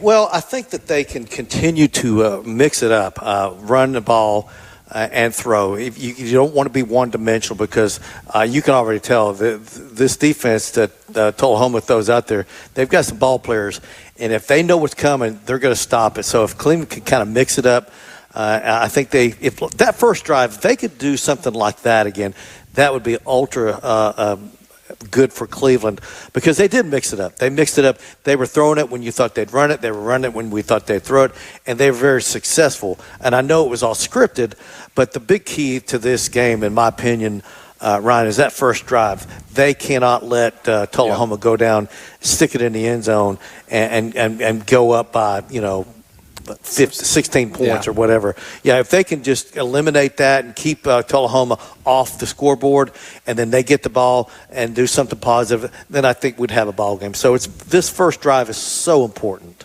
Yeah, big third quarter coming up in Tullahoma. You're listening to Cleveland Blue Raider football on Mix 1041, brought to you by Wholesale Supply Group. And if you were just now joining us, we're broadcasting remotely. We're here in the studios here in Cleveland, Tennessee, watching the game and trying to bring it to you the best we can over the radio. Yeah, so we're sitting here. I got to ask you, are you a college football fan? I'm a big college football fan. So who is your team? I'm an LSU guy. Boy, you got to be happy. I know. They look good, man. I'm not trying to have false hope. Week one is always confusing because I don't like preseason rankings. Well, LSU had lost 5 consecutive. I know. I have nightmares about Florida State and Notre Dame. But I mean, it's hard for me to buy into preseason rankings. I mean, a lot of people were talking about how good Clemson was, and I'm hoping they're right because that means LSU took down a really good Clemson. You get a win like that on the road, and that's so big. I'm just happy with a win. I mean, I get you. No, Nussmeier, I thought he looked good. Listen, Brian Kelly's got a little pressure on him there in Baton Rouge. He needs to get it done, and let's see what he does. Your thoughts about Alabama after their loss to Florida State? I think some people are overreacting. That being said, when you replace a legend like Nick Saban, the pressure's going to be on you. It doesn't matter because you cannot live up to those expectations. It doesn't matter who it is. You can't do it. So I'm curious to see if Alabama – I know they'll win tomorrow, but let's just see what Alabama does when they play someone like a Georgia. Yeah. It'll be important. I mean, you talk about no more Saban and those expectations. When you first say – what do you think about Alabama? The first thought that comes to mind is, they'll be okay. Saban will get them right. No, Saban's not there anymore. You got DeBoer. So who really knows? I mean, you got the Alabama fans. They're acting like it's which DEFCON is the worst one. They're acting like the end of the world. I mean, I'm seeing all these things about. D'Amico Ryan's leaving the Texans to come coach Alabama, and of course, you've got John Gruden's name. Yeah. Every time there's an opening, John Gruden's name's always going to be thrown out there. I've seen Ryan Day's name attached to the Alabama job. I've seen literally everybody and their brother. I mean, everybody's been rumored for the Alabama job. I'm going to give DeBoer the benefit of the doubt. I think the guy's going to have a decent season.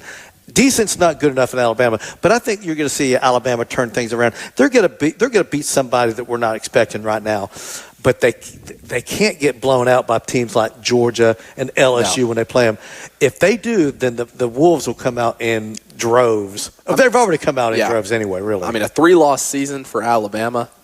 Which they had last year. I mean, if you have back-to-back 3-loss seasons, I mean, you're not making it in Tuscaloosa. No. The expectations there are really unrealistic because of the standards set by Nick Saban.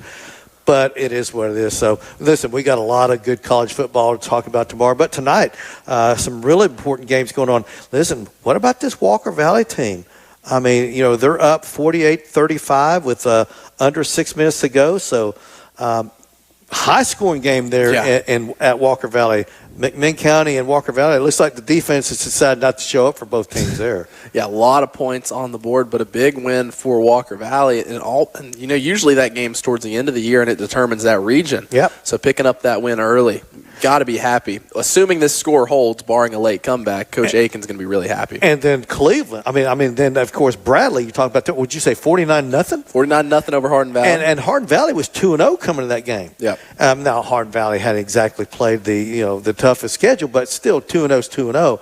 A big win for Damon Floyd and the Bears. It's back-to-back wins now, so they're sitting there now 2-1. Looks like Walker Valley is going to end up at 2-1. McMinn County is going to end up at 2-1 at the end of the night. So you got 3 teams in our general area here at 2-1. Cleveland. Let's see what they can do here in the second half against a really, really good Tullahoma team. I don't know if you're as impressed with Tullahoma as I am. I'm very impressed with this team. I think this is a solid football team. And listen, the turnovers. Imagine if they hadn't turned the ball over because they were in the red zone on the interception in the end zone, and then it was a bad snap. The quarterback should have fell on the ball, but the ball squirted out, and the turnover goes against them there. So no, this is a team. If they play clean football. It's a really good football team at Tullahoma. Yeah, I mean, it's not a stretch to say that, they could be up by 3-4 touchdowns. You're right. Cleveland is very fortunate to be down 23-14. They really are. because this is a really solid football team there in Tullahoma. So it'd be interesting to see. But this is, like I said, this second half kickoff when it comes around, so important that Cleveland can get these guys off the field without giving up any points. I mean, easier said than done. Yeah. Easier said than done. So we're here in studios, our Bradley Medical Center broadcast booth. One thing about being here, we have Papa John's Pizza. And how about this? Craving the flavors of pizza and cheesy garlic bread? Look no further than Papa John's new garlic 5-cheese crust coated in a garlic Parmesan sauce and a savory Italian 5-cheese blend baked to extra cheesy perfection. Then, we're not done yet, add your favorite topping, all for only $11.99, available now at Papa John's. I got to tell a little story about Papa John's. Now, I order Papa John's pizza. My wife and I, we order, but when we order the Supreme, we say no. What do we? We add extra Canadian bacon, and we say take off the. What do we have taken? I'm trying to remember what we have taken off. We have something taken off. Sausage. We take the sausage off and add extra Canadian bacon. To me, that's an outstanding. I love Papa John's pizza, by the way. Love it. Look at that. The new cheesy garlic gave me a lot of adjectives to read, but $11.99, that's what I'm going to remember. That sounds pretty cheap. Yep. Absolutely, man. And we appreciate them. They come in here and they drop these pizzas off for our board ops, which, by the way, we can't do this without our great board ops.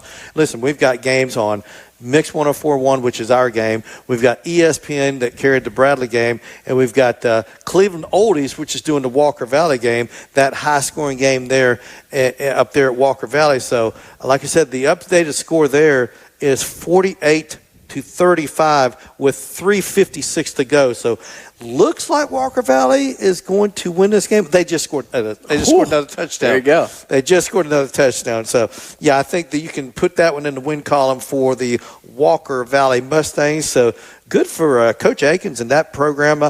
Listen, they struggled for the longest time, and they've got themselves a coach. Yep. Walker Valley is a very well-coached football team, and just some good people up there at Walker Valley. So I'm happy to listen. I root for all the local teams. Yeah. I root for Cleveland. I root for Bradley. I root for Walker Valley. I want all three of our schools to do well. So happy for all of the programs here locally.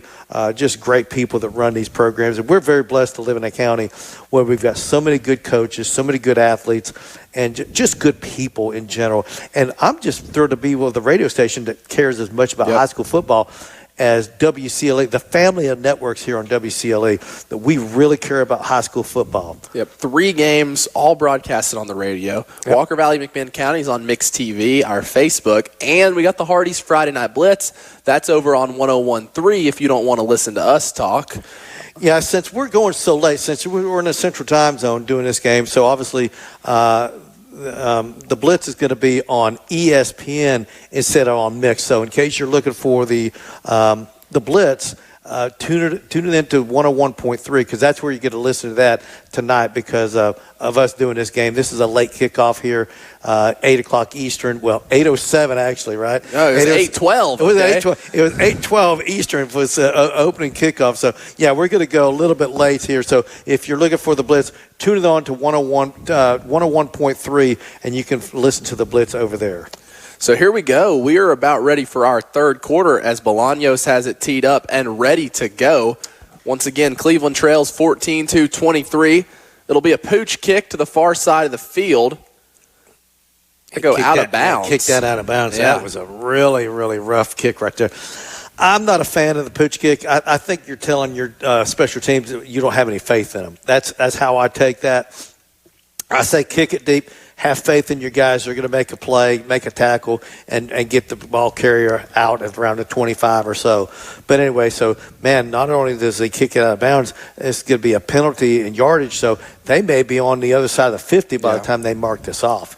Just a rough way to begin the second half right here. He didn't make it 15 yards before the kick went out of bounds. He kicked it extremely left. He pooched it up high, but he pooched it up high and wide. And so they're taking over on the 49. 1st and 10, Tullahoma from the Cleveland 49-yard line on the far hash. Trips to the bottom. They'll hand to Johnson. That way, he gets some room into the secondary. One man to beat. What a cutback. He's going down at the 23-yard line.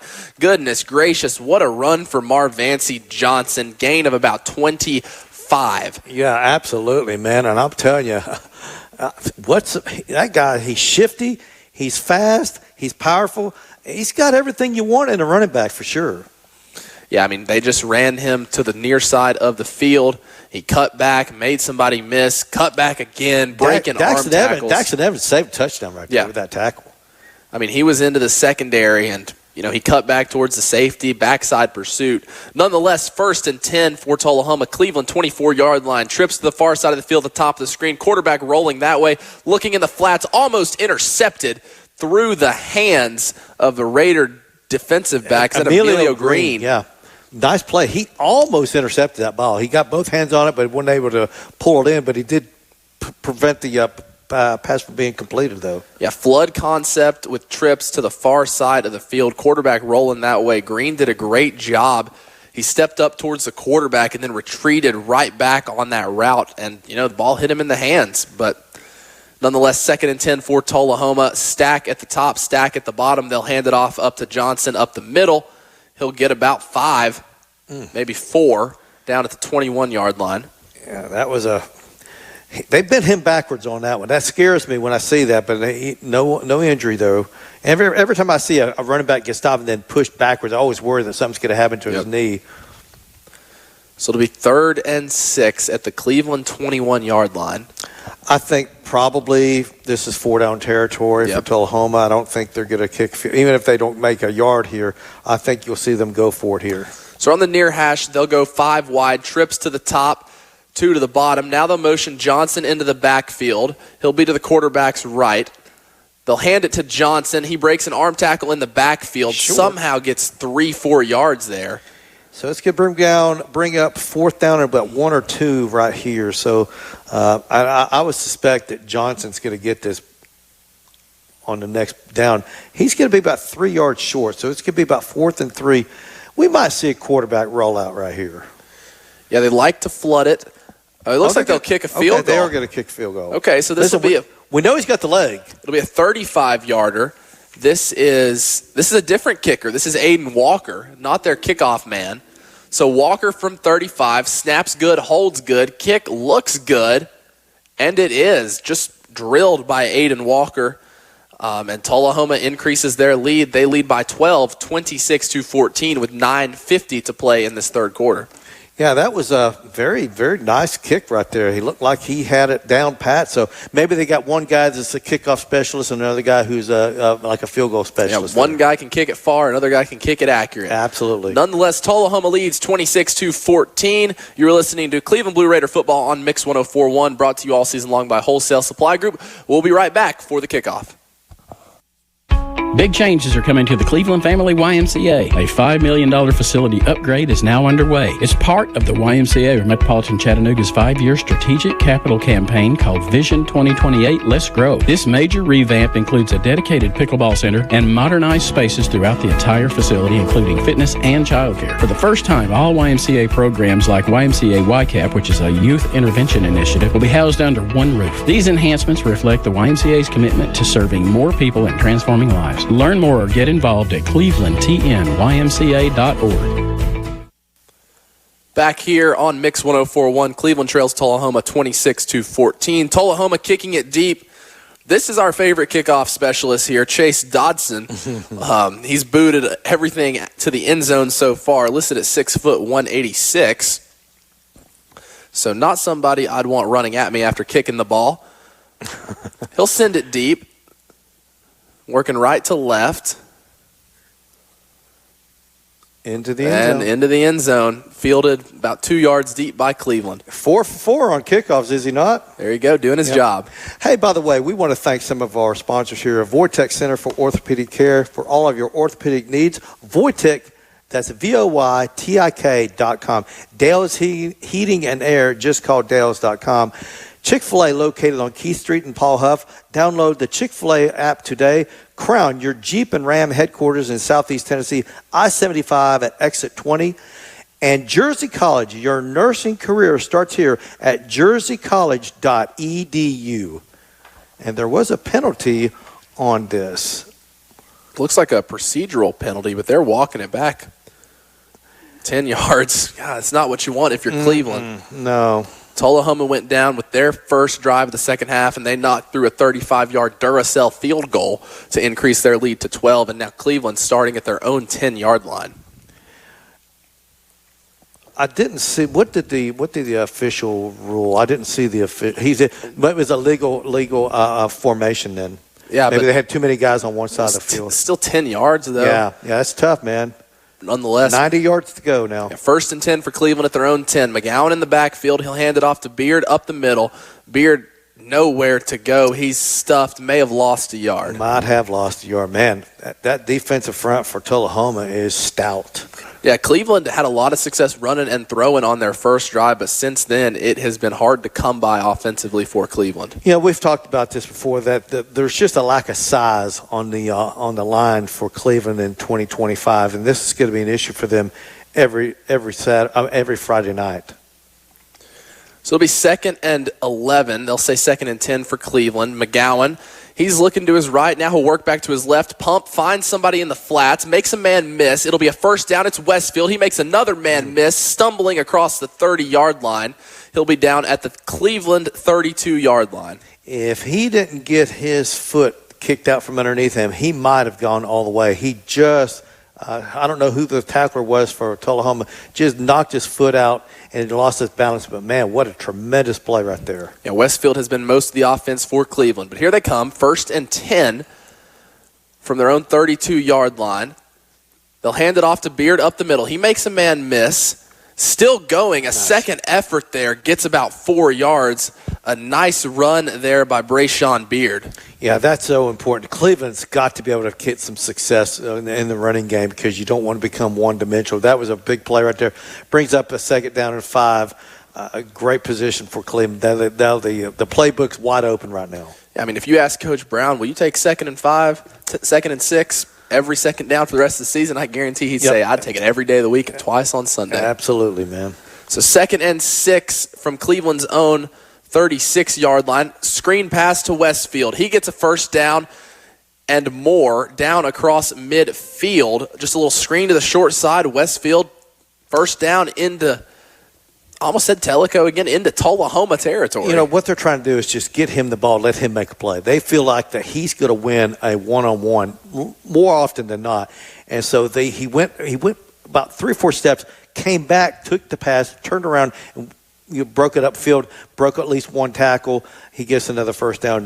Listen, that's the key, just getting him out open in space. You get him in space, he's going to win that battle more often than not. There is a penalty on this play. Yeah, it'll be on Tullahoma.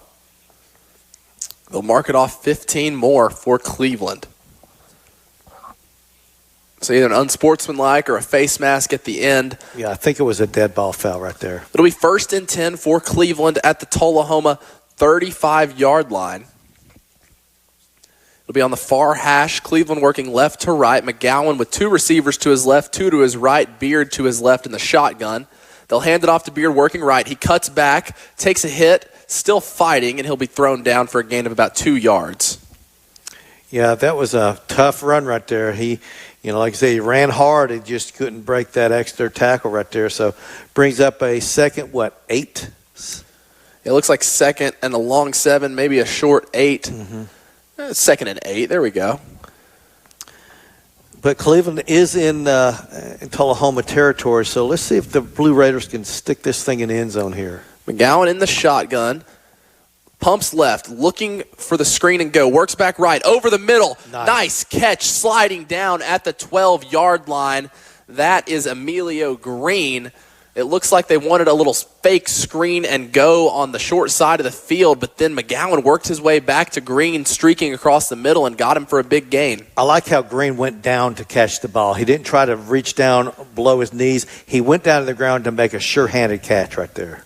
So here comes Cleveland, 1st and 10 from the Tullahoma 14-yard line. McGowan with trips to the top to his left, Beard to his right.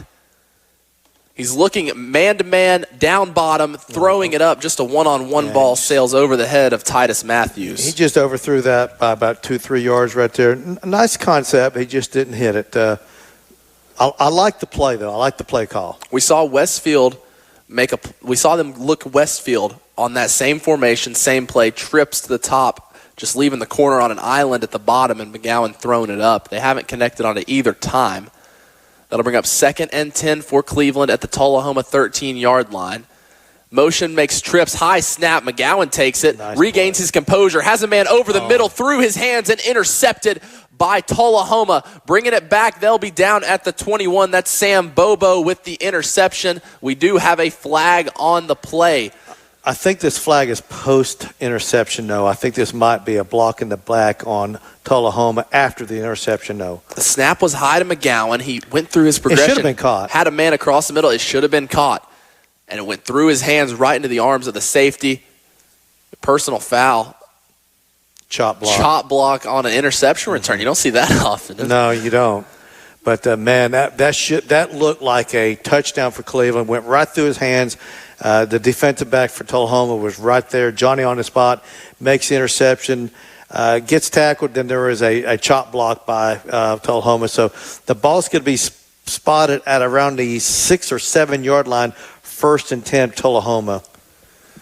That's just a dagger through the heart of Cleveland right there, because a nice drive, and really wasn't the quarterback's fault. So 6:14 remaining in this third quarter. You mentioned 1st and 10 from Tullahoma's own 6-yard line. They'll hand it off up the middle. Cleveland is all over it.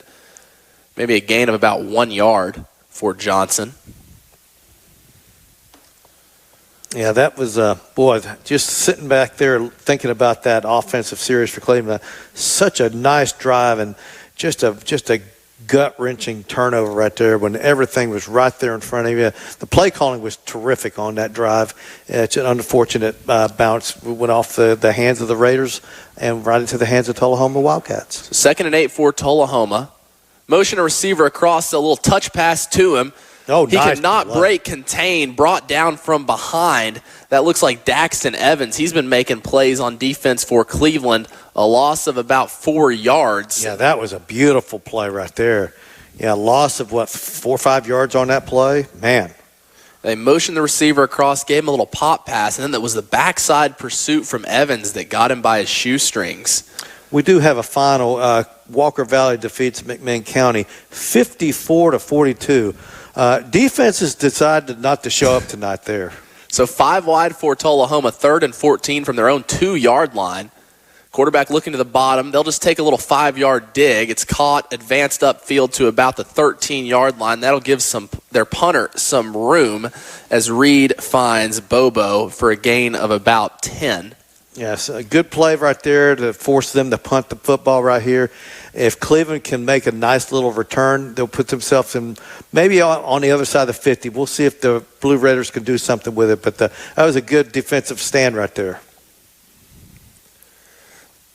So they'll be punting it away, Tullahoma. Their punter standing in his own end zone. Looks like Tullahoma's missing a man. Yep. Their up man sprints onto the field. Punting for Tullahoma is Aiden Walker. We saw him nail a 34-yard field goal earlier. Clean snap, good punt. Backpedaling, fielding it at the 50, and taking a fair catch at the 50 is Javen Trammell for Cleveland. Yeah, that was, like I said, they're going to get the ball at the 49, so right at midfield. So let's see if the Blue Raiders can do something. Obviously, great defensive stand after that interception. So good for Cleveland right there. So it was a little. We got some summer heat today. Temperatures up in the 90, which feels like a good time to remind you to make this the summer event is going on now at Crown Chrysler Dodge Jeep Ram in Cleveland. To shop over 200 new Chryslers, Dodges, Jeeps, and Rams, up to $20,000 off MSRP. Gladiators, 2,500 pickups, Wagoneers, even Wranglers with huge discounts. Take advantage of the model year closeout savings on a new 2024 Dodge Charger Daytona pack, up to $20,000 off MSRP. McGowan, he'll motion Westfield across. He'll fake it to him, roll out to his left, looking long. Wide open. And completing it. Nice throw by McGowan off his back foot, getting it to Quentin Jones, the senior. Big gain for Cleveland down to the Tullahoma 24-yard line. Good touch on that pass right there. Led the receiver perfectly. Threw it to a spot. The receiver ran over there, caught the ball right before he went out of bounds. So nice play all the way around. They faked the jet pass to Westfield on the motion, and that drew the defense up. And then it was the tight end, Jones, sneaking past and catching a little corner route for a gain of about 20. Cleveland's offense is starting to click here in the second half. Let's see if they can put this thing in the end zone. McGowan, he keeps it. Doesn't have much going. They fake the handoff to Beard. He kept it. Gain of about 5. You'll take it on first down. Yeah, that was a nice – I mean, honestly, I thought he was going to be stopped for maybe a 1-yard gain, and offensive line did a good job surging there, getting another few yards there. So putting Cleveland in a good position right here. It brings up 2nd and 5. Cleveland's offense moving so fast, I couldn't tell you that Crown Chrysler Dodge Jeep Ram is a better way to buy and service. Visit them at crownchryslerjeep.com. Crown Chrysler Dodge Jeep. It's hard to get these in when you got a team to run the field. The speed options sometimes like this. So here we go. 2nd and 5 from the Tullahoma 22-yard line. McGowan looking up top. Pressure, rolls right, cuts back left, pump fakes, gets past the defender, trying to get upfield. He dives for the first down. We'll see if they give it to him. Goodness gracious, Kason McGowan. Very athletic play right there. He juked about 3 or 4 different guys. Dove for the first down. Not sure if he got it. He might be just short, but if nothing else, it's going to bring a 3rd and very, very short. And I don't believe he got it. Looks like they're going to mark him just short of the first down. It'll be 3rd and 1, 3 minutes remaining in this third quarter. Cleveland trails by 12. Ball at the Tullahoma 18-yard line. McGowan will come out in a heavy eye. 2 fullbacks behind him and the running back Beard as well. 1 receiver to the top of the screen. They'll hand it to Beard. He takes a block, fighting for it. He may be short. It's going to be really close. Yeah, they gave him the first down. They're giving him the first down. Nice little surge there at the end to get that first down. So kudos to the offensive line on that one. Cleveland player limping off. That's number 30. That is Tracy Denard limping off for Cleveland. They'll have 1st and 10 on the backside of the play at the Tullahoma 12-yard line. Looks like they'll line up same formation under center. McGowan, 2 fullbacks behind him, and Beard as well. This time they'll throw. Looking bottom of the screen, caught by Westfield for a gain of about 2-3 yards. But, man, what a catch by Westfield. They were all over it. He just went up and got it. Yeah, they were all over it. Very, very good catch right there because that could have easily been an interception. He just outfought the Tullahoma player for that play. Yeah, boxed him out with his body and kind of high-pointed it. So that'll bring up 2nd and about 7 for Cleveland. They're working on the near hash at the Tullahoma 14-yard line. Obviously, they need to put this thing in the end zone. A field goal really doesn't do them a lot of good with like 2 minutes to go here in the third quarter. McGowan trips to the top of the screen to his left, Beard to his right, one-on-one down bottom. He looks there. Now he's rolling left. He's in trouble. Breaks a sack. Rolling right at the 25. Throws across his body. Wide open in the end zone for a touchdown.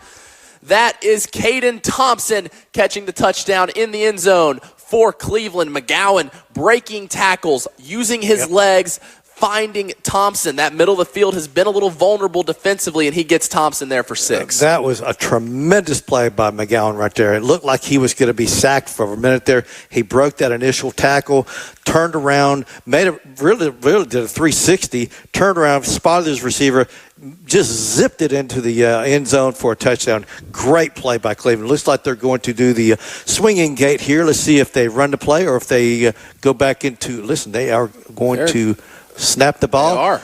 They're going to – there's a penalty. Oh, my goodness. And there's a penalty, so it looks like it's been intercepted. They'll probably decline this unless it was a dead ball, unless it was a false start or something. It may have been an illegal formation, but that was a disaster for Cleveland. Nonetheless, though, they still trail by 6, so no loss. A touchdown and an extra point still gives you the lead. Yep.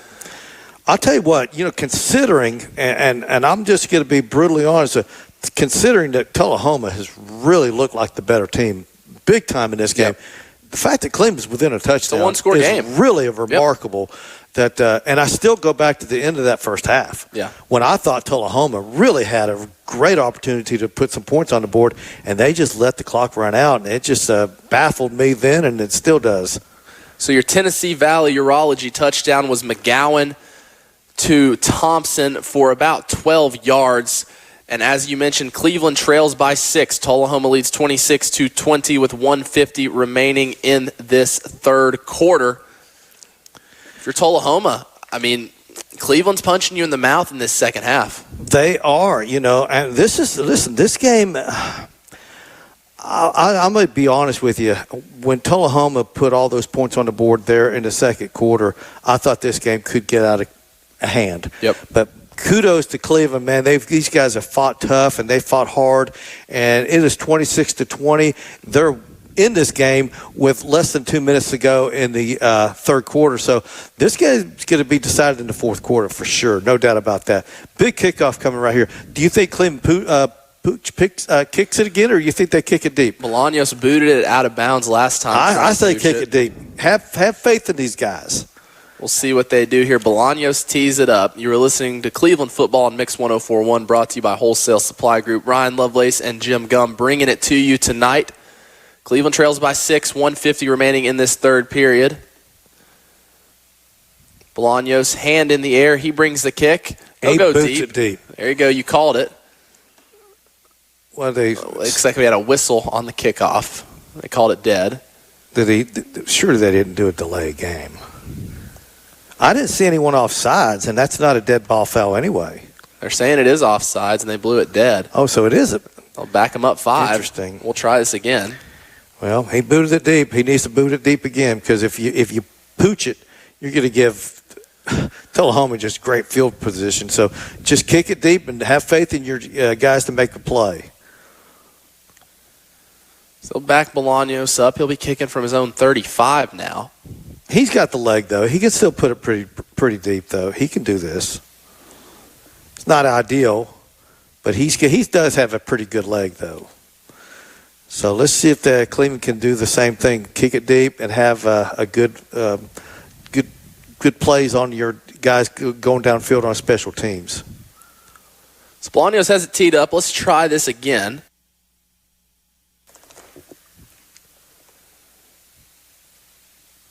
This time, Bolaños is a little bit of a pooch. Tullahoma returning it. They'll take it out about the 50-yard line. Yeah, there's another flag down. I just don't. I'm not a fan of these pooch kicks. You give the opponent great field position almost every time. I just think you got to have more faith in your special teams guys. So Tullahoma will start at midfield on the far hash. They lead by 6, looking to put some points on the board. They've only scored a field goal in this third quarter. So it's your quarterback, Reed, trips to the bottom of the screen to his left, along with Johnson, the running back, who takes the handoff, breaks a tackle, cuts back, gets to the 45, still going, down at the 41-yard line, gain of 9. And, yeah, this is the ultimate down right here. Second one.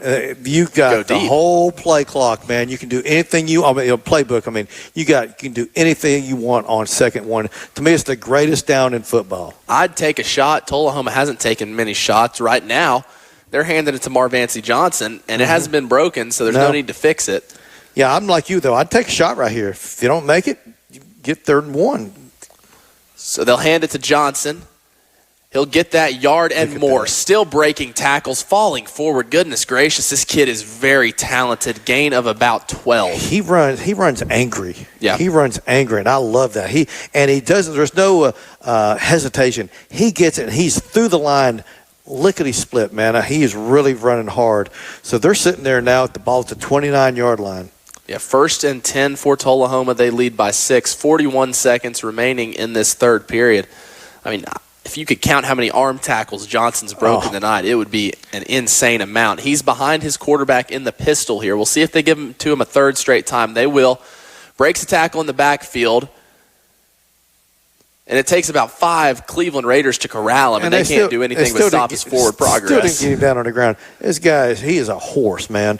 He may not be the biggest guy, but I'm telling you, ain't nobody runs harder than this guy. He is a beast. The gain of about 6. That'll bring up 2nd and 4. Tullahoma in no hurry. They'll let it run to the end of the third quarter. After 3 quarters in Tullahoma, the Wildcats of Tullahoma, your home team, they lead 26-20 over your Cleveland Blue Raiders. You were listening to Mix 104.1. We're going to take a break, and we'll be back for the start of the fourth quarter.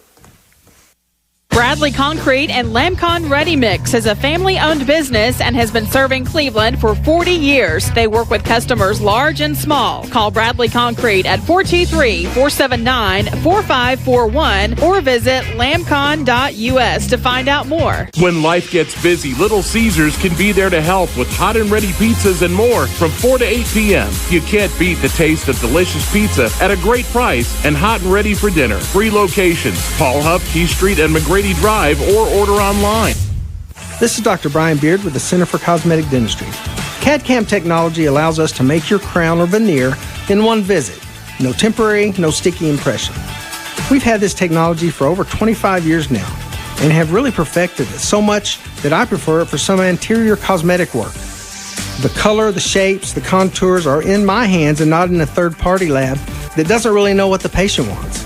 Give us a call at 476-6541. Come see the Center for Cosmetic Dentistry difference. Back here on Mix 104.1, it's a Cleveland Ford football Friday night. You're listening to Mix 104.1, Cleveland Blue Raider football. Heading into the fourth quarter, Cleveland trails Tullahoma 26-20. Ryan Lovelace joined by Jim Gum.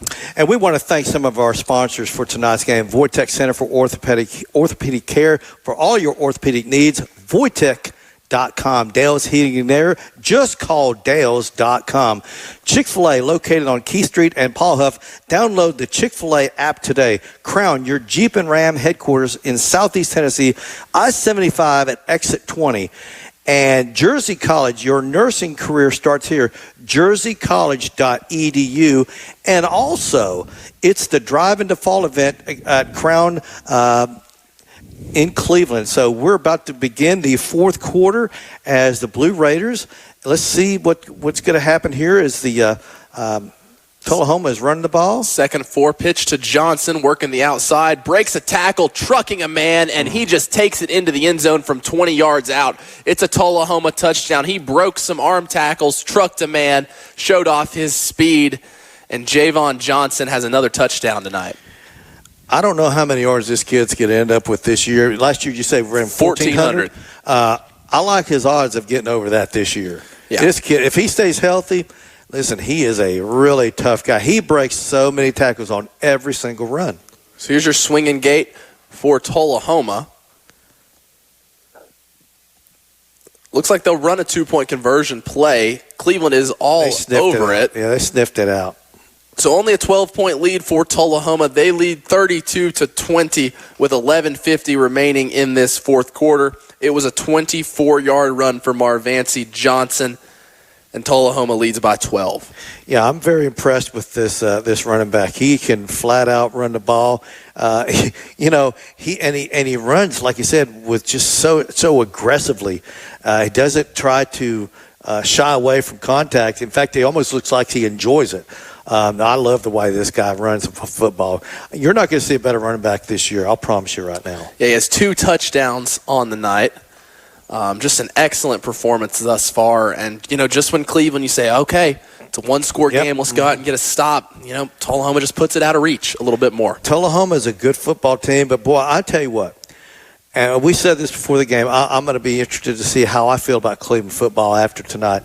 I feel a lot better about Cleveland tonight than I did against that Walker Valley game and the McMinn County game.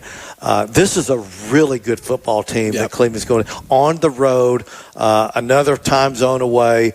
I'm very, very impressed with the way Cleveland has rebounded from the first year. Do not sleep on these guys. I'm telling you, they can be a thorn to someone's side. This is a good football team at Cleveland. Yeah, and, you see the pieces there, and they're slowly coming together week by week. And we're not just saying this. Listen, we're seeing the reality. If you saw the first game and see this game, completely different.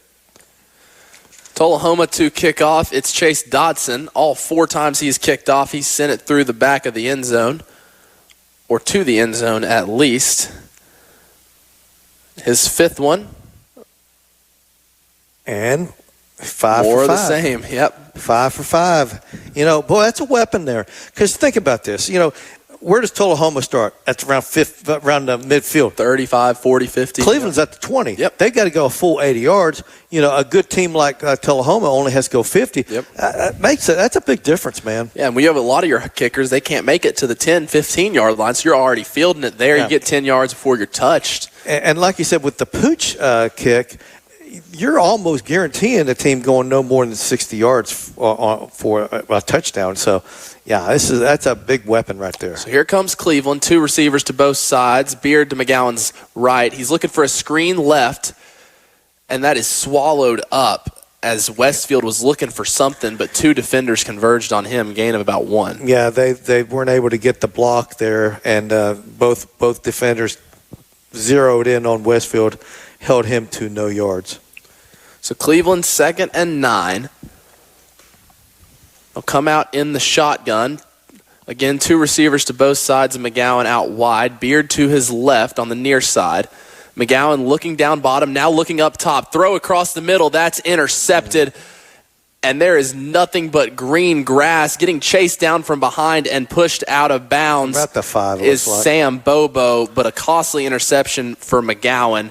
And Bobo is knocked out of bounds eventually by Cameron Wilson, but not before he takes it to about the 7-yard line. He never saw him. He threw the ball. The receiver looked open. The safety was basically baiting him to throw. He stepped out in front, intercepted the ball. Nice little return, and now it's 1st and goal for Tullahoma. 1st and goal for Tullahoma at the Cleveland 7-yard line. Number 22 running out on the field, Marvancy Johnson. You have to think he's going to touch the ball here the way he's been running. Oh, I can't imagine why they wouldn't. But listen, that quarterback he can make a play too. They hand it to Johnson left side, trying to break some tackles. He somehow gets down to the 2-yard line, spinning out of a tackle or 2, gain of about 5. So, yeah, he's having a monster game tonight. It's a 2nd goal at the 2-yard line. Yep, 2nd and goal. I mean, again, you wouldn't be surprised if they just turn and hand it to Johnson again. I mean, this is a really big physical offensive line. You got to just have faith these guys can open up a hole and get that 2 yards. So single back, snap, turn, hand to Johnson, bust to the outside. Of course, he breaks a tackle. Touchdown, Tullahoma. Johnson has 3 of them on the night. Yeah, that's like I said. He was hit in the backfield, and he broke that tackle. Not one guy ever brings this guy down. He breaks the initial tackle literally every time. He breaks that tackle, darts into the end zone. 6 points for Tullahoma. And it wasn't just an arm tackle he broke. He was wrapped up and he threw a defender off. He was hit and hit hard. He's just a rock solid running back. Your extra point is up and good from Aiden Walker, and Tullahoma leads 39-20. The wheels are coming off for Cleveland. Reminiscent of last week, man. The same thing happened. They were, in the game through the into the 3rd quarter. Then the 4th quarter rolled around. McMinn took control of the game, and that's what's going on again here tonight at Tullahoma. You're listening to Mix 104.1, your home for Cleveland High School Blue Raider football all season long, brought to you by Wholesale Supply Group. Cleveland trails by 19. They'll be getting the ball on offense, but not before we take a quick break. We'll be right back after a few messages. Ready to take your career to the next level? At Tennessee Wesleyan University in Athens, our degree completion programs are designed with your busy life in mind. Whether you're balancing work, family, or both, our online classes make it possible to finish your degree on your terms. Degrees are offered in business, criminal justice, and nursing. Join a Tennessee Wesleyan family that's dedicated to your success with personalized support to help you every step of the way. Visit tnwesleyan.edu to learn more. Back here on Mix 104.1, it is a Cleveland Ford football Friday night. Walker Valley picked up the win earlier against McMinn County. Bradley picked up the win against Hardin Valley. Cleveland struggling. They trail by 19, I believe. Our scoreboard 18. is wrong. Yeah. Oh, okay. They make that extra point. Maybe they didn't. I never did see the official put his arms out. It could be that he missed it or something. So it is 39-20. Okay, so they don't have it correct on the scoreboard here. But anyway, Cleveland, like I said, this 4th quarter, It's been tough, man. It's been tough. You know, it looks like there was a penalty after the play on Tullahoma. Unsportsmanlike. So they'll be kicking off from their own 25-yard line. I don't think they're going to reach the end zone here. No, I think there was a little taunting that went on there, and I think that's what happened. If Dodson can boot it to the end zone from the 25, his phone's going to be blowing up tomorrow morning. Yeah, he'll be offered a lot of athletic scholarships by some college football teams. Now, I still think he's going to boom it as deep as he can, though. That's for sure. So a chance to return the kick here. Dodson brings it from his own 25. It's a low line drive. It'll bounce, kind of fall dead at the 20. It's fielded there. Running out to the 35 and brought down. Going, actually. Breaking a tackle to the 45. Wow. That was Cameron Wilson. A big return there. Yeah, that was a nice return for sure.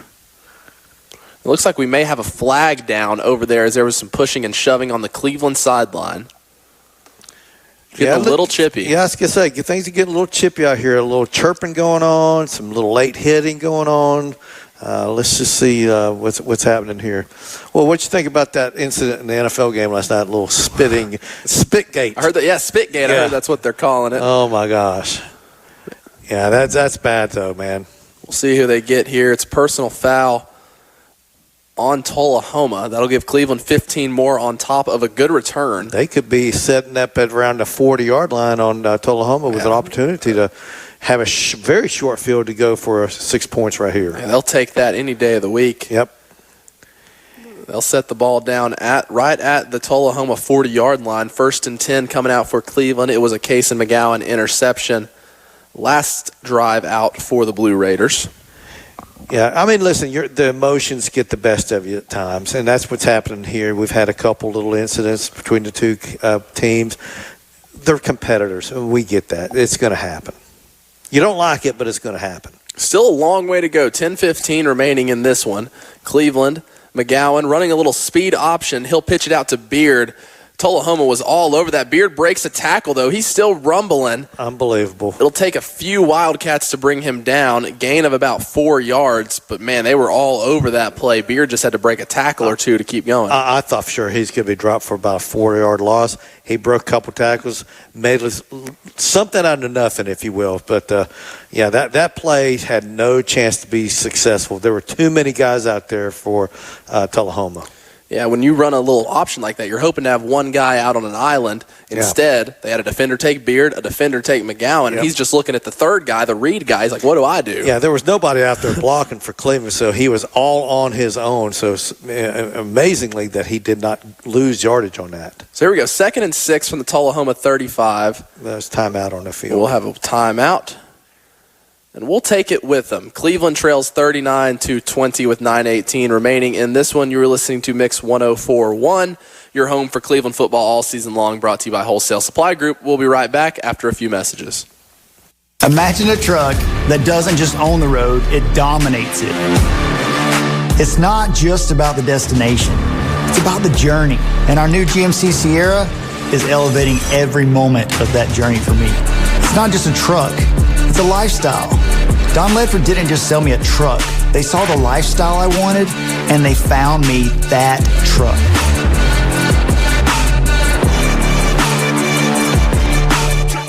Ladies, you've spent years putting others first. Your kids, your partner, your parents. You've been the steady one, even when you were running on empty. Always strong, always giving. At Magnolia Dental Center of Cleveland, we see more than just teeth. We see the woman behind the smile, the one who deserves to feel confident, cared for, and finally seen. No judgment, no pressure. Just a gentle, compassionate team ready to give you the care you deserve. Self-care isn't selfish. It's overdue. Call Magnolia Dental Center today because you're worth it. Call 423-476-3307 or visit magnoliadentalcenterofcleveland.com to schedule an appointment today. 2nd and 6 for McGowan here. They motion across, fake the handoff. He's looking, has a man in the flats, and it just goes off the hands of number 7, Lacorius Edens. It should have been caught. That was a good throw right there. So that'll bring up 3rd and 6 from the Tullahoma 36. McGowan, he'll hand it off up the middle to Beard. Clearly 4-down territory. They'll pick up about 3 yards here. We'll say maybe 2 now. Probably about 4th and 4 right here. Interesting call right now for Cleveland. What are they going to do? I think you got to roll the quarterback out and try to hit someone over there in the flat on the far side over there. Yeah, you roll McGowan out to the far side. That's of what the I would field. do, and give him the option to run or pass. That's what I would do. We'll see what they. You're on the near hash. They're not going to extend the boundary. No receiver out wide. Nope. 2 receivers down bottom to the left of McGowan. Now they'll motion one across. They'll fake the handoff to him. They have him in the flat. McGowan is pressured. He's running. He stumbles. Just throws it up. What a catch. A first down for Cleveland. McGowan just threw it kind of over his head. A little Kareem hook shot as he was going down. Yeah, his knee almost hit before the ball let go, but he was not down, so it was an unbelievable play on both ends by the quarterback and the receiver. Yeah, Titus Matthews goes up and grabs it, and one way or another, it's a first down for Cleveland. They'll keep the drive going. 1st and 10 from the Tullahoma 28-yard line. Yeah, that had disaster written all over it, and they made something out of nothing. Tremendous play by the quarterback and the receiver. Wow, that was wild. So on the far hash, McGowan has 3 receivers to his left and a running back, 1 receiver to his right. He'll motion a receiver across. He'll have 2 on each side. He's looking towards the bottom, now looks up top. Little out route, gain of about 7-8. Once again, that is Cameron Wilson. Little pitch and catch there. Yeah, they're going to mark him out around the 21-yard line. I think 21 is where they're going to mark that ball. Nice pitch and catch right there. Brings up a good down right here, 2nd and short. Yep, 2nd and short. Trips to the bottom, still on that far hash. Running back to the left of McGowan. They'll hand it off to him. Breaking a tackle in the backfield and then brought down for a loss of about a yard is Anthony Edens. Yeah, I mean, great play by Tullahoma right there. They stretched him. And then they got him going sideways, and then they were able to take him down at that point. Cleveland in no hurry. They'll let some clock run. They're not no huddle, hurry up yet. They've got an opportunity to make something out of this drive if they can just execute right here. Third and 5. 3rd and 4, 3rd and 3. 3rd and short from the Tullahoma 23. They'll hand it off again. This time McGowan keeps it. Ball on the ground. They'll say he was down before the ball came out. Loss of about a yard. They were trying to run a power read option there, and then, again, Tullahoma was all over it. I think that Cleveland's very fortunate they called him down because that ball clearly came out before his knee went to the turf right there. But they called him down, so it brings up 4th down. Looks like we may have a flag on the field. Well, you had players running off the sideline. Tullahoma thought it was a fumble. Yeah, so, whether they called against the sideline against Tullahoma, I don't know. Maybe they're picking the flag up. Yeah, no flag. We'll just have another 4th down for Cleveland. 4th and 5. McGowan, 2 receivers on each side. Looking to the right. He has some pressure. He'll scramble out. Still backpedaling. Fires off his back foot across the middle. Nice catch. Huge hit. That's a big Caden Thompson takes a huge hit. Multiple flags down. 3 flags down, and Thompson is down over the middle. Yeah, that's a targeting call right there. They went high, and it launched him. That's going to be a vicious personal foul call right there. There's just no place for that. Well, I'm not going to say he was trying to do it, but he did it. And he just pummeled the wide receiver there. Unbelievable that he held on. Yeah, Thompson held on for it, but he is down. So we're going to take a quick break. Cleveland trails by 19, 6 minutes remaining in this game. Caden Thompson is down. We'll be right back after a few messages. Make this the summer event going on now at Crown CDJR Cleveland. Shop over 200 new Chryslers, Dodges, Jeeps, and Rams. Up to $20,000 off MSRP. Gladiators, 2,500 pickups, Wagoneers, even Wranglers with huge discounts. Take advantage of model year closeout savings on a new 2024 Dodge Charger Daytona Scat Pack. Up to $20,000 off MSRP. Crown CDJR, the better way to buy and service. Visit CrownChryslerDodgeJeep.com. On select models, stock 412318.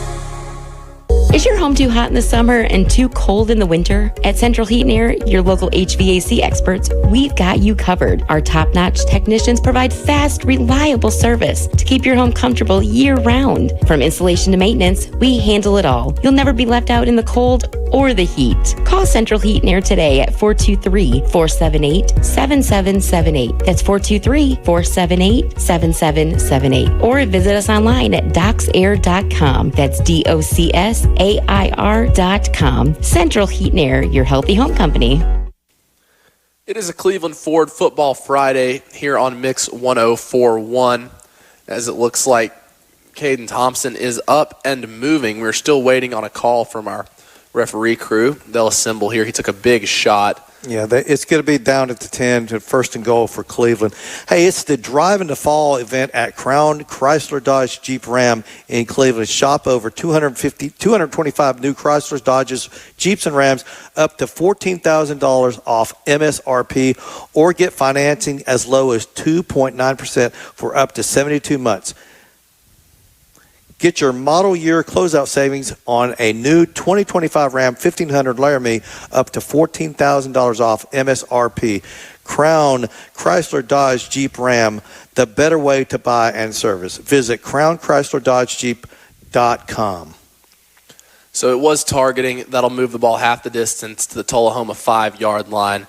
Caden Thompson did walk off under his own power. Will Hyden for Tullahoma has been ejected for this game due to the targeting hit. We're glad Caden Thompson is okay after that hit. Yeah, he absolutely got blasted. So unbelievable that he held on to that ball. I don't know how he did it. It was a 4th down conversion for Cleveland, so that'll bring up first and goal from the Tullahoma 5-yard line. McGowan lining up in the power eye, 2 fullbacks behind him, and then Beard behind them.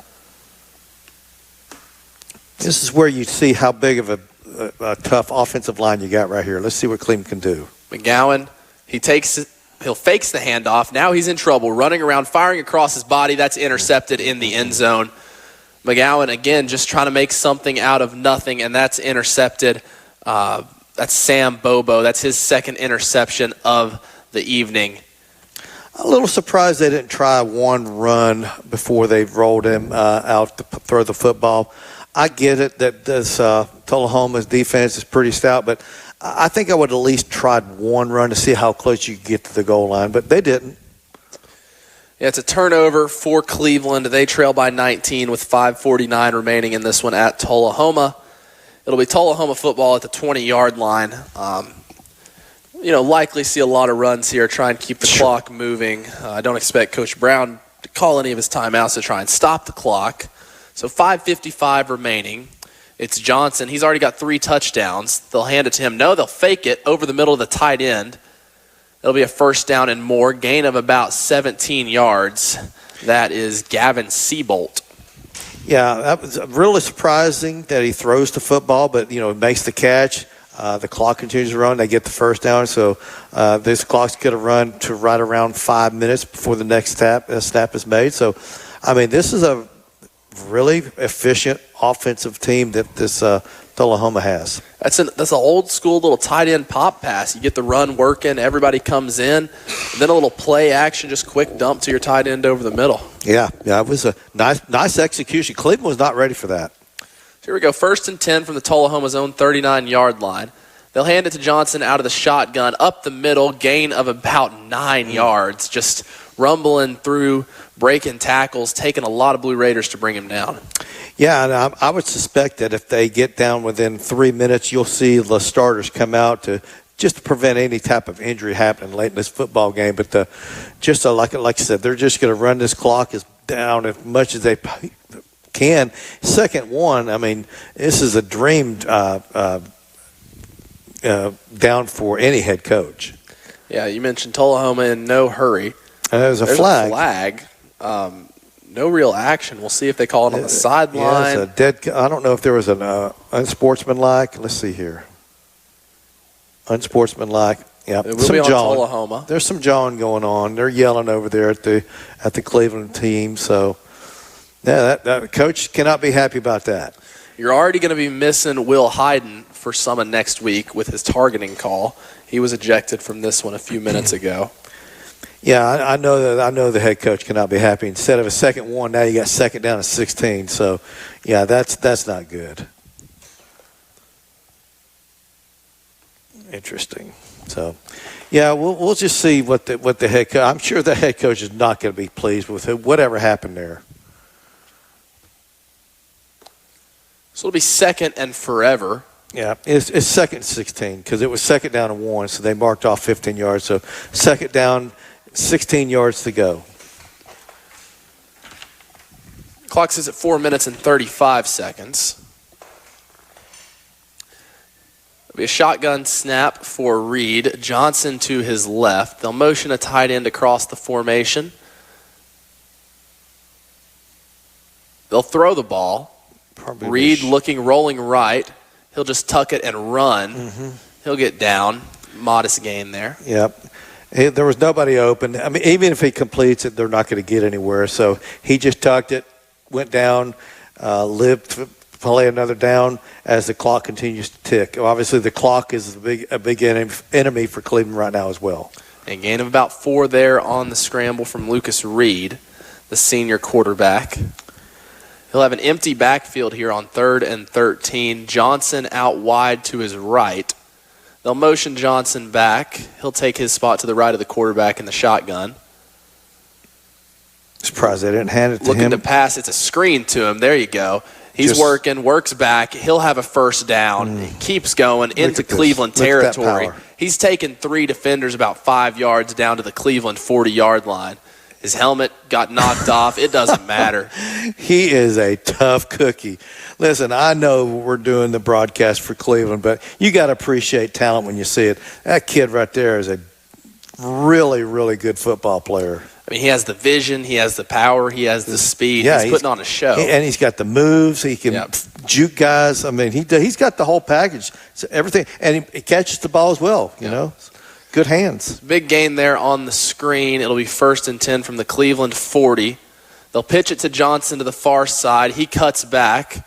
Still going. He will be brought down. The first man that got to him as Max D'Antolis, who brought him down. A gain of about 3. It is 39-20. Tullahoma up by 19 with 2:50 to go in the football game.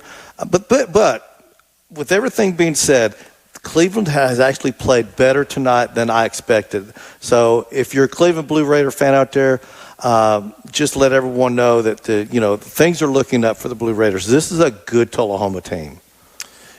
2:30 remaining, 2nd and 7 for Tullahoma. They're officially in chew clock mode. You have to believe one more first down. They could enter victory formation. They'll hand it to Johnson. He'll make a man miss, bouncing to the right. He'll have that first down and more. He does not have a touchdown. He'll be knocked out of bounds. I was going to say it looked like if he made a man miss, he could score, but he kind of hopped off the gas a little bit. I don't know what his yardage is going to be, but it's got to be up around 200 yards by now. Total offense, running and receiving. Easily. Already 3 touchdowns. Taking that one down to the 13-yard line. He'll go out of bounds. That'll stop the clock with 2:07 remaining. So you got 2 minutes and 7 seconds to go. Tullahoma up 39-20, and just a really methodical drive right here by Tullahoma. So Johnson out of the game. It'll be Dominic Harris in the backfield in the pistol behind his quarterback. He'll get the handoff up the middle. Harris, he's hit around the 5-yard line, falling forward to the 4. That was Titus Matthews on the tackle. His helmet came off. Now the big question is, does Tullahoma run their offense or do they take a knee? Well, they don't have the first down yet. They have to get a first down at the 2-yard line. If they get that first down, I think they take the knee. Yeah, you're right. Because the math doesn't work, but you're right. Still got a few seconds left. They'll hop in the pistol again from the 5-yard line. Again, this is Harris in the backfield. They'll hand it to him. He'll be stuffed in the backfield. It's forward progress. It'll be stopped. Some trash talk there. Little chippy going on right there. Don't get thrown out of this game. Emilio Green had something to say about that tackle. Yeah, it's there's frustration on the Cleveland players. We get it, but they're competitors. They want to win. They don't like this losing. You're starting off the season 0-3, but the thing is now, none of these losses are region games. Yep. Everything starts new next week. So it'll be 3rd and about 5, 3rd and about 6. They can get a first down at the 2-yard line. It'll be Harris in the backfield. They'll hand it off to Harris up the middle. He's brought down in the backfield. Nice tackle there. That's number 53, Gage McDowell. Yeah, he's down at around the 6-yard line. 35 seconds to go, so they will go for it on 4th down here. We can't see our Bradley Concrete Lamcon Ready Mix play clock. I honestly think that the play clock and the game clock are right there synced almost together. They may not need to run another. Tullahoma thinks they don't need to run a snap. Cleveland agrees. Everybody will head off the field, and celebration ensues in Tullahoma as they defend home turf. They get the win over Cleveland 39-20. They move to 3-0. Cleveland falls to 0-3. Really solid performance on both sides of the ball by Tullahoma on offense and defense. But as a Cleveland Blue Raiders fan, things are getting better. Folks, I know that you're sitting there 0-3 and you're like, how can they get any worse? They could get worse than this. Cleveland played really good football. Couple of turnovers here and there really hurt them. But this team is much better today than they were after the first game of the season against Walker Valley. So you got to look at, glass half full instead of half empty.